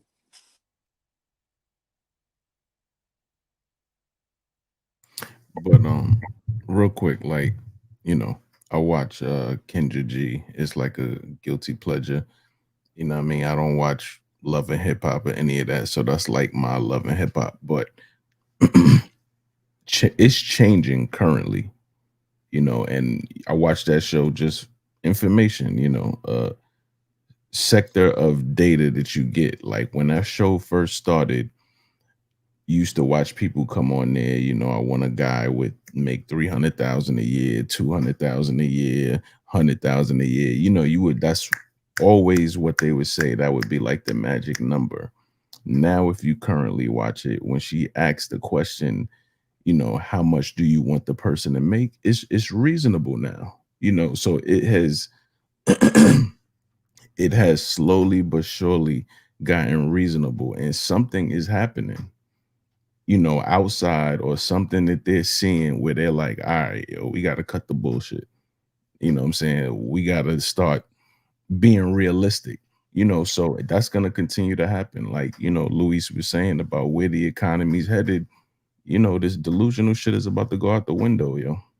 And it's about to be about, I can't have this overhead. I can't live this BS that I see online, because that's not real. That shit is ESPN highlights. You scroll down Instagram, that shit is not people's real lives, yo. That shit is Sports Center. You seeing the dunks and the alley oops. You know what I'm saying? You're not seeing the broke ankles. You're not seeing the injuries where you laid up for 8 months. You're not seeing the medical bills. You're not seeing the emergency room bills. You're not seeing, you know what I mean? Like, it's gonna get real, and people are gonna go get more realistic. So just keep watching, And I And that's see why that. it's important for us to continue to do what we do. You know, you can be in this lane and you can be doing this YouTube thing and you're like, yeah, but so and so is getting the likes and so is getting the viewers. But those people are, in my opinion, it's going to come a time where you're going to crash because you can only do something so long with a crooked motive, with a spirit where you're not really for the people. You're not really trying to help the people. You have a selfish, wicked spirit about you. So that's why I believe that, when you have channels that talk about real things, that's what's gonna last. And it may not look like it, and you can't be weary. They say not don't be weary in in good doing, right? For in good time you'll reap the harvest.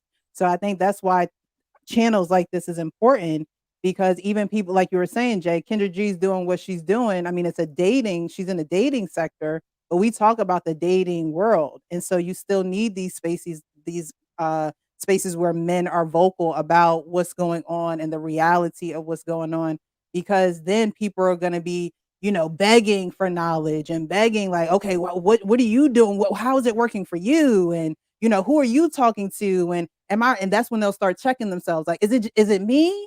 Is it me? So I want to encourage whoever is in spaces like this, and JR, give you your props that, don't give up, continue. And I know that's not, I know you ain't gonna give up, but don't be discouraged, but continue to do what you're doing, because it's important for those who do have eyes to see and ears to hear. And those who don't, they will eventually be needing that help and be in desperation of looking for what can change their life and trajectory in life. Yeah. I want to piggyback off Precious and Luis. Luis was talking about the economy, and Precious was talking about um, just being real. And what I found in being in education is that first of all, the attention span of the average adult and child is so short. Nobody is paying attention to the world around them, the news, and they're clueless about the things that they should be preparing for. So not only are we missing the structure of preparation and needing a partner, needing a roommate, seeing what's happening, we're also missing the paying attention on what's going on around the world. And like, we're headed like 1,000 miles per hour in that direction, and so many people are clueless because they're so busy trying to make it look like they're perfect on social media, and that is a train wreck waiting to happen. So marriage, no marriage, child, whatever, people just need to pay more attention. And like Precious said, the platforms like this are good, but in reality, we all know if it's not messy, they turning it off. And that's just because they've been programmed that way. And or we've been talking too long about things that make sense. Oh, I'm just gonna scroll through Instagram because this is just getting this too real for me. So I think we need to just work on building the attention spans of adults and children, and maybe the next generation will have a better chance than us, because at this point it's kind of like, I think something that's important too, and I got one more last clip I'm gonna play from that, and I'm not sure if he discussed it or not, but somewhere he brought up like the whole pretty privilege thing too. When you have somebody that's good, and not everybody's not going to get it because they're so used to getting validated, and even more so when it comes to social media. So they're thinking that they're going to be able to attract. You may be able to attract that guy, but that guy doesn't really care about you. And I think that's what O'Shea was really leading up to by saying this guy really cares about you, and he's one of those guys that's at the top. So if you think that you're going to go continue to get that's going to be rare. It's not a lot of good men out there. I mean, let's just be honest. It's just not a good. So when you have a good one, you might want to lean into that or see what you can do, right? There's some things that Tyrese needs to work on as well, because when you have a certain type of woman, you have to move a certain type of way, right? I mean, you can't be that. You can be emotional. I know they may say it's okay to be emotional, but you still gotta move in a certain way, man. You can't. Certain things you just can't do, and you probably can't explain it, but sometimes it's just a woman's nature. They may say I want these things, but you still gotta move in a more masculine personality. You can't be matching that energy that's going on. Somebody has to offset whatever it is that she's doing. And if you're matching it, if you're giving that same energy that she's giving to you, then there's going to be a loss of respect that's there. So, and even if the woman that is pretty, she goes and seeks somebody else, it's like they don't really care about you. So it's rare for somebody that's at the top to really care that much about you. And you're not going to often, I'm not saying you can't see it, but it's going to be very rare. So it's a lot. We don't really know every single detail about what it is that's happening within their relationship, but there are some things that we can take away from it. And you're only getting older. Sometimes that reality check come when you get that health scare, and then you realize you're at your bedside by yourself because you didn't vet properly, or you was looking at the wrong things, or you was fascinated by all the glam that you see on social media. And y'all look good together, but what's on the inside? When you vet that woman, what's on the inside? Once you peel those layers back, what type of woman do you have? Once you peel them layers back of that top guy, what kind of layers do you have within him? Because I've seen some people that done got lupus and some of those other things, and the guy just walked out. He wasn't really there for you. So when you have somebody that really cares about you, you might want to factor that in, because all the stuff that we see, this shit don't last long. Like y'all talked about, that's a lot of shit that's going on right now. Is your man equipped to be able to handle what's about to happen? Is he able to protect your house? We waking up every day, scrolling, looking at all this bullshit, but it's some things that's happening that I don't think you guys are really paying attention to. It ain't gonna be about no Suki. All that shit gonna go out the damn window. Your looks and everything. You're gonna be sitting there trying to dodge some bigger stuff that's coming. So I suggest y'all start focusing on what really matters. Go ahead, Hank, my bad. No, I definitely agree with you. And part of that interrogation that you need to be having with these women should be on a regular basis. And don't be afraid to ask a tough question because you feel like you may not get no action later on that night. Them chicks going to be there regardless. Ask a tough question to figure out what you're dealing with, what you really dealing with. Don't be scared of the answers. Don't be scared of the truth. Ladies, you could do the same goddamn thing. I'm saying as a man because I'm talking to the men, but women could do the same thing I'm telling these men.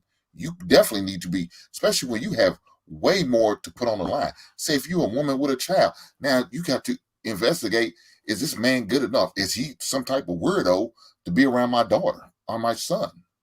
Do I want this type of man around my kids? You know, I may not want that. I need to know what I'm dealing with. I need to investigate. I need to know exactly how he moves. You know, his past relationship. I want to have an idea about what happened. You know, was it a breakup because, you know, they just couldn't get along, always constantly argue? Or was it some other stuff? Was he, you know, sleeping around, doing other things? Was he spending all the money? Was he using drugs? Or was he out here dealing? You know what I'm saying? All of these things you should want to know and need to know. Especially as me, you know, you about to make a major investment like that, as far as marriage, yes, questions need to be asked. And don't be afraid of the answer. You know, you handle them accordingly. If you don't like what you hear, you know, and if it's, you know, part of your core standards, then you need to let it loose. I'm sorry, I had fun. We enjoyed ourselves, but I just don't see a future. Especially if she's not moving and that she just feels, that's just the way she feels. I'm not moving off that. That's her standard. It is what it is. Okay. Let me go ahead and play this last part of this. Now Tyrese is gone. Good luck. Not saying you can't get it. Good luck finding somebody else. Won't be there. Won't be there. And a lot of people got to understand when you got the opportunity to have a good man or a good woman in your life or a great job. Hey, you don't mess that up because those opportunities don't come around. A lot of women don't understand. Good husbands, you don't. Nobody, no person deserves a great husband or a great wife. Okay, you earn that. You earn it. Period. Earn. EARN. Earn. All right? You earn that. I guess it's about the part I was talking about. But yeah, anybody else want to chime in on that? I mean, I can't disagree. That is something you earn. You earned a good relationship because you work for it. You built the building blocks to work up to that relationship. You know, whether you did all the things you needed to do before you got married, or whatever the case may be. Yeah, it's not just something that's going to be a given. Ladies and men both have to earn what they got. And if you have a good thing, why? Because you earned that. You put the work in. You made certain sacrifices. You did certain things. You made certain changes in your life. You got the proper help that you need, whether it was therapy or just, or whatever things you had to do. Learn how to be a better in financing. You may have to do. Those are some of the things you may have to do to get there. Yeah, that's an excellent point. Hey, a lot of times, we think we can remain who we are and get different things. We think we can stay the person we are. You have to continue to grow. You have to continue to work on yourself. Nothing good is going to come to you. Or, plenty of us have gotten blessings. This is your blessing, and we weren't ready for it. And we fumbled it and we lost it, never to be heard from again. Some of us are fighting, working to get that blessing back. And it's like, yo, that time passed, dog. She's gone or he's gone. Like, so you have to work on yourself so that when you get that, or when your time, and that's just life, period. It could be a job that you want. Are you ready for that job? Are you mentally, physically ready for that position? Same with relationships. Are you physically, mentally ready for that relationship? So if you're not in it, start preparing for it so that, you'll have the tools to be able to keep it. Because, most of us can attain anything. The real flex is, can you keep that? Can you sustain it? Yeah, this was the clip right here for the original topic. This is the last clip, y'all. It's dividing the man and the woman by skill sets, by strengths, by all of this. Instead of saying, you know what, she's stronger right here, I'm gonna let her lead. I'm stronger right here, I'm gonna lead. She's stronger right here, I'm gonna let her lead. Man, we are a team, baby. Yeah. And so therefore, when the two becomes one, we don't work. When we got our household set, we don't care what y'all doing out there. If it works up in here, hey man, y'all better go on. What y'all talking about? Like, seriously. And that's the problem. What's taking place is we just want to fit in. So we saying what everybody else saying out there, and we bringing it in the house. And that's disrupting and destroying marriages. All right. Anybody else? I definitely agree with that. I remember, I think it was Ocho Cinco and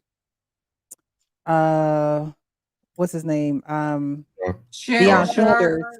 Deion Sanders had a interview, and they were eating. The food looked good. They was smacking and everything. That's how I remember it. But Deion Sanders said that, we're loving everything outside the house and we have to love what's in the house. And so when you set a certain standard for your house, you should be living on that standard and working towards that standard. And as far as social media and, was it culture, is the culture destroying marriage? I would definitely, I believe so. For one, comparison, Hank talked about it earlier. Comparison is the thief of joy. It truly is. You can't say the grass is greener on the other side if you're not willing to water your grass, because wherever you go, that grass going to turn brown again. It's going to be crunchy. It's not going to be, you're going to have the eyesore of the neighborhood because you didn't water your grass, or you done let the grass grow between your toes and now the grass is high as I don't know what. You can't compare yourself to other people's highlights or their, short reels of their life, because you don't know what people are going through. I had a friend call me earlier this morning. Me and her played basketball together, and I haven't talked to her in years. And, she shared some information with me, and she was like, yeah, we had the pictures posted like everything was cool, but it wasn't. And that's majority of people's life. That's majority of their life. You have the pictures posted, y'all look happy, but that's not really what's going on. And that's cool. But if that's not what's really going on, are you really doing open heart surgery on your relationship on the back end? It's like, okay, cool, post the pictures or whatever, but are you doing the work on the back end so that you can actually live up to this reel that you posted? Every day is not going to be perfect, but at least you're both committed to making it work. And like O'Shea, I believe his name is, if you have someone who is willing to make it work with you, make it work. You don't find those people every day. We're so invested, thank you for bringing that up, Precious. We're so invested in this culture and this current climate to paint a facade of things being sort of picturesque and beautiful and stuff like that, but nobody really wants to show you what behind the scenes look like. You know what I'm saying? What's really in the closet. And I think that we have sold a lie to a lot of people, that picture perfect family, moment, right? Which is only momentarily, right? But when it's not in the moment, what are the other days like? What are the other hours like, right? And I think that we are doing people a disservice by, trying to, hone in on that too much. I think that once we get to I believe that these videos are starting to kind of unravel what really lies beneath. I think that people are starting to say, like, look, we've been together for 5 years. We've met in college. He was my college sweetheart. These things, were all awesome. And we have some bumps in the road. We made certain assumptions about each other. I thought he was going to do this. She thought I was going to do this. And when we did not align on our expectations, we felt the way. We reacted in a certain type of manner. And this is how we resolved it. These are the steps in which we took to smooth that out. And now we have this type of communication and we check in with each other. I brought up checking in with your person on this channel multiple times. How often are you checking in with your person? Once a week, once a month, every other 2 weeks? Like, hey, like let's sit down, let's talk. Like, tell me how your week really was. You know what I'm saying? Tell me how things at work are going. Tell me how you're really feeling, how you're recovering from that illness that you had the other day. You know what I'm saying? How are things, with your other, are things all right? You know what I'm saying? Like, did I communicate well? That time that I was trying to give you instructions about this and this. You know what I'm saying? Where are those moments where you're trying to find out what is your relationship score in a way? We're not keeping count, but like, how are you doing? Are you progressing? Are things getting better, or are they just regressing and just getting worse? Right? Like, how are you checking in with your person? Right? And I think that that's very important. I don't care if you got to schedule it. I don't care if you got to put it on your calendar and just make it something that you constantly do to remind yourself, because life be lifing. You'll be good tomorrow, and then unfortunately you get into a car accident. They cut your hours at work.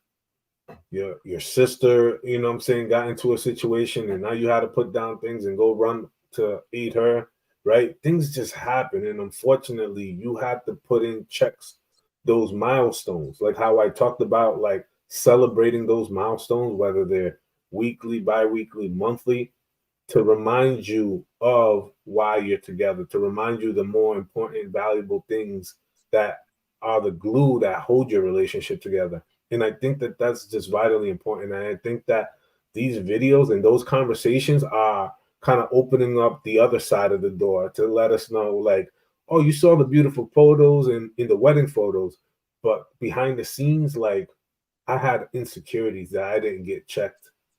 And it forced me to have to go to therapy. It forced me had to confront my absentee father who wasn't there in my life and express to him how I felt about him. You know what I'm saying? It forced me how to address these things, right? People have these things. We are all having human experiences. But unfortunately, people are not willing to address those human experiences and also say, I have overcome my insecurities. I have overcome my lack of setting boundaries, right? And those things need to be honed in and celebrated just as much as the trips to Dubai and the trips to Tulum and Jamaica in the summer. Those are all fun and great, but the things that hold your relationship are much more important. I think people could learn a lot more from that rather than, I think I need to make money so I can make her happy and just spend money on trips and stuff like that and forget all about the other essentials that that pour into your relationship. That's all I got. Yeah, like I think people have to understand that communication is the cheat code. It's the cheat code to a lot of things in life, including relationships. And I think Luis hit it on the head as far as we can't be afraid to set boundaries, right? So if it's something that you don't like, you have to speak up on it. Otherwise, the other person don't know. That's good communication. You can't always assume that what they doing, they may think that it's perfectly fine because you're not saying anything. So that's why it's good to say, hey, I like this way. I don't like when you do this. These are my expectations. I noticed that things went left. This is what kind of rubbed me the wrong way. All those little details can make a difference. One of the hardest things for most humans to do, I won't say most, but a lot of humans, is to receive criticism, advice, especially when it points back to themselves. I was having a conversation the other day, and there's something that's inside of you that wants to say something, to either defend what they're saying, to tell them it's not like that, it's like this. There's something that's boiling on within, and you have to get to a point where you just shut up. You shut up and you don't say a damn thing and actually process what it is that they are saying, because you've been told or you've been thinking that this is the correct way, that my way is right. They don't know what they're talking about. They may know what they're talking about. It's a possibility that you don't know what you're talking about with yourself, because that's a form of communication. You don't communicate with yourself. You don't question your action. You just keep doing and keep moving, and it's backfiring on you over and over and over again. And you haven't even realized that the problem is not everybody else. The problem is you. Or you either realize that it's a problem, you still chose not to correct it. So you have to sit and understand that not everybody is against you. And if they are telling you something about yourself, this is new information, new data that you can factor in on your daily thinking. So communication is key. One of the things that I look at and I hate to see is when we go out as couples, you see another couple just sitting at the table. They're not enjoying one another. And it didn't just start. This has become the norm for them. The norm is to go out and eat, and we have more excitement with the activity and the foods that we eat instead of one another. And that's a huge flag. What that shows me is that it looks they're out, but there's a lot of things that's happening within that relationship. And what social media does is that social media, they only highlight all the good things and what it appears to be. Just because you're on vacation don't mean y'all enjoying one another. Just because you guys are eating dinner as a family don't mean that y'all close. Communication is the cheat code to everything. Being able to articulate. I'm working on trying to make sure that I articulate better, because who knows what went left? Maybe it could have been the schools that I was in. Maybe because I didn't put forth enough effort. But you got to be willing to self-improve always. Because y'all motherfuckers not perfect, man. Y'all not. I don't care. I don't know who gassed you up, what they telling you. A lot of y'all ain't right. A lot of y'all weird. I may appear to be weird, but at least I can sit here and say, hey, I might have been weird at that moment. Because if you talk to me one-on-one, like, man, that shit didn't sound right. My bad. I ain't mean to. At least I recognize it didn't sound right, and I didn't just let it just sit like that. But if it rolled off the wrong way, I'll say that shit. I play that shit back in my head.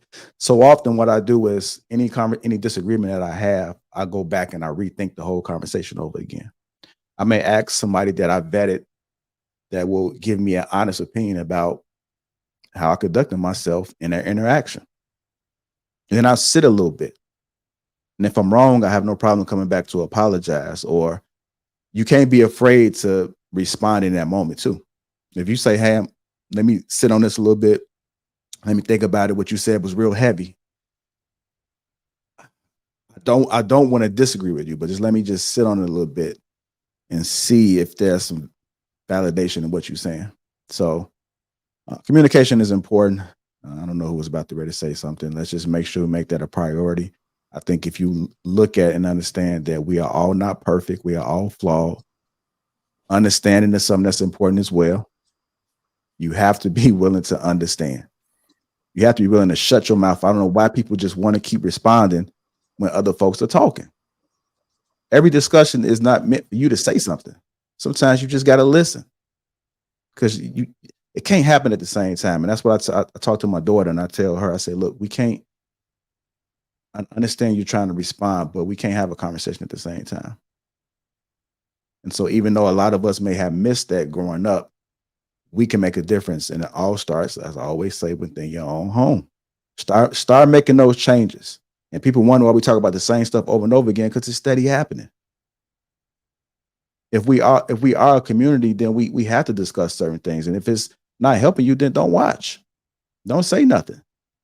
And I'm gonna end it with this. And I know I've been rambling. I don't talk too much, so it is what it is. We have to continue to take something positive away from everything. Get out of that negative mindset. Get out of that mindset of they're bringing this to me, so it has to be negative. Absolutely. If I go to the car and it don't start, it's negative. If all of a sudden my account went into the negative and then I caught a flat tire, it's negative. What are some positive things that you can take away from every situation? Your approach needs to be life is going to keep happening over and over and over again. And sometimes it can happen tenfold. Like it is what that's life. Understanding that life is a cheat code. And they're going to work in your favor. Who told you that life is supposed to be in your favor at all times? Who told you that? Who lied to you? Who raised you?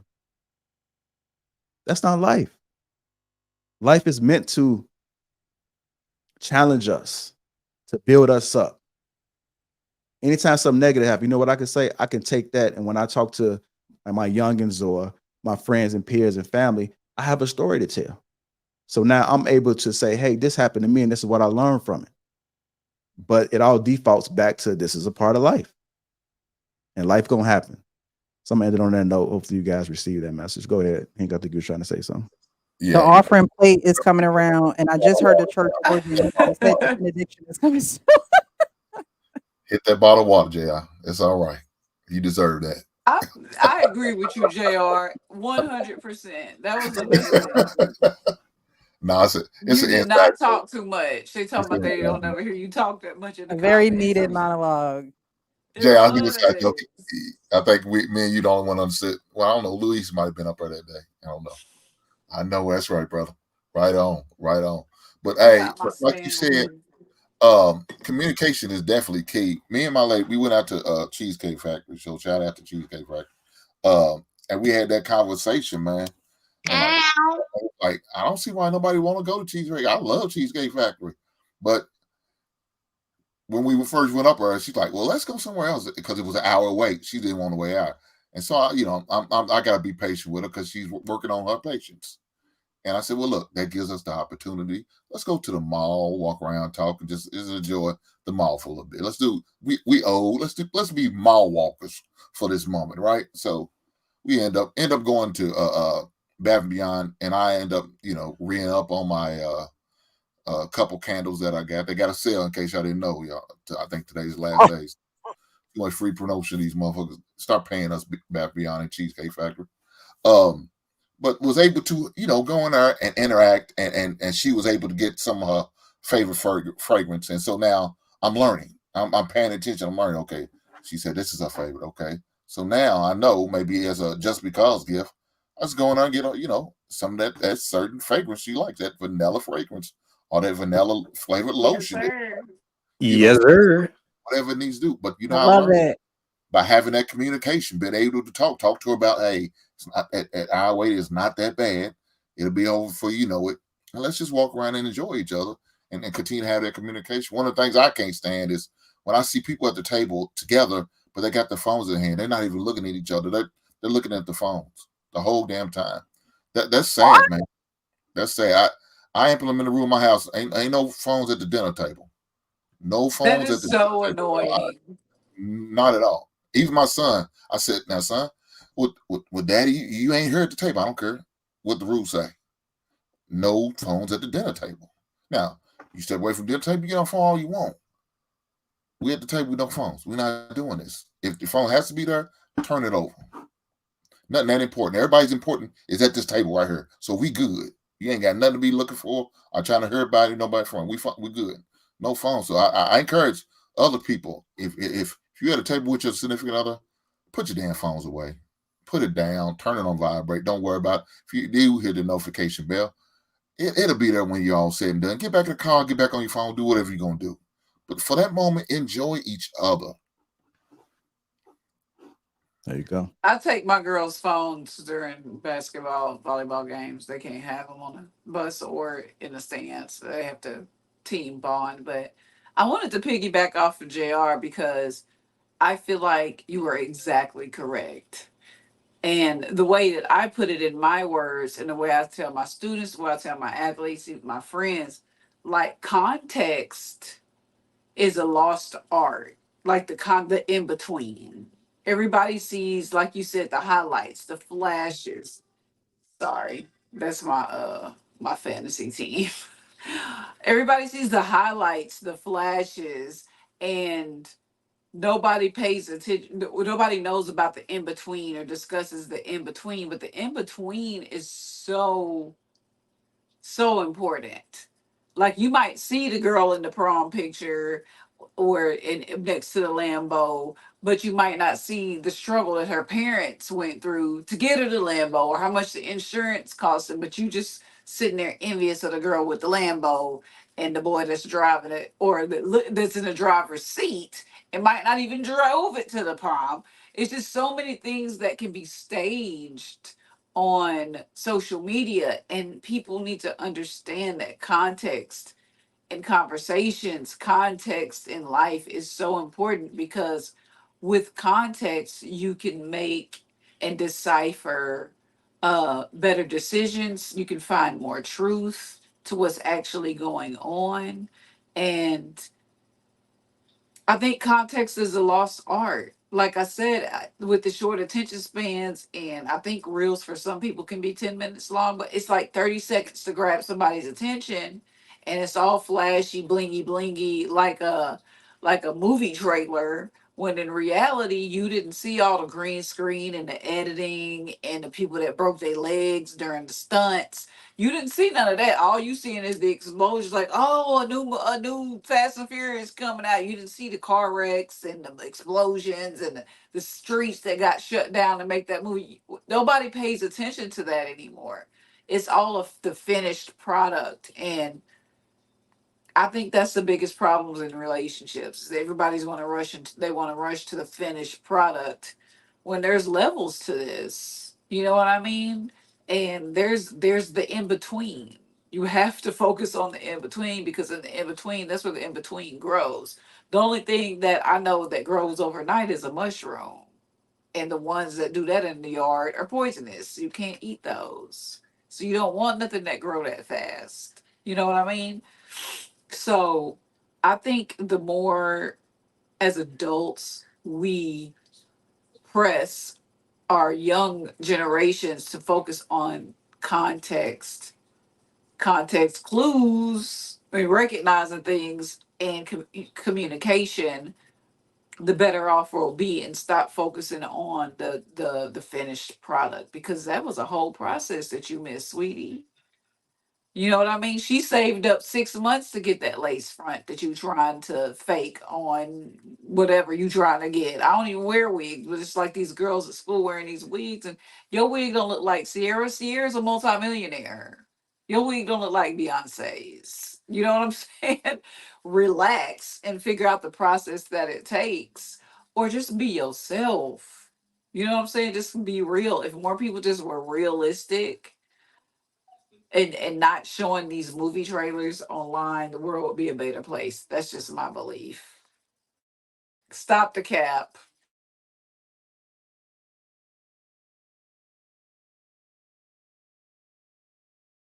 I think you're on mute, JR. You on mute, JR. My bad. Dale Matthews Stop the cap.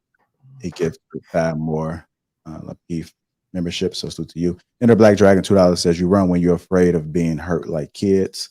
Into the Black Dragon $10 says women who are 40 plus will grow older and more bitter, knowing that the men they said they weren't nothing have moved on to some younger, respectful, submissive women, and we'll have families. Younger women will learn. It is true. DAP DH Harris, $5 says, when it's cold outside, who are you holding? Because winter is here. If you think you're lonely now, Shout out to Curtis Mayfield. Yeah. Yes. I want to say thank you to everybody that has tuned in. If you haven't, hit the like button. Also, make sure you subscribe to the channel. If you think this live stream was beneficial for someone that may need to hear it, make sure you go ahead and hit that share button. Let's support each other. We all got great things going on outside of this stream. So make sure you jot down the IGs and the YouTubes, and let's make sure that we support each other. That's the only way we're going to be able to get better. And to all the ladies, man, make sure you guys, if you got a good man, thank him. Thank him, show him some form of appreciation today because they deserve it. A lot of times men are not told, they don't even expect. A lot of men don't even expect to be appreciated. So usually when they are rewarded with that opportunity, it's one of those moments like, damn, they look at you a little different. They look at you a little different. You may be blessed in other ways with that. So with that being said, another great stream, family. And you guys enjoy your Sunday. I think the Bears might have won, Hank. So, or they might be leading towards, I don't know. But you never know with them because all Chicago teams, they look like they're winning. Then you like, what happened? What happened? Something happened in the final minutes that you went the other way. Yeah, let's slow down, y'all. Let's slow down. Whoa, buddy. Whoa, buddy. All right, family. Go Eagles. Hey, I'm not mad, but we get some draft picks. It was cool, man. I love y'all. Y'all enjoy yourselves. Hit that like button, family, and we are out. We are out.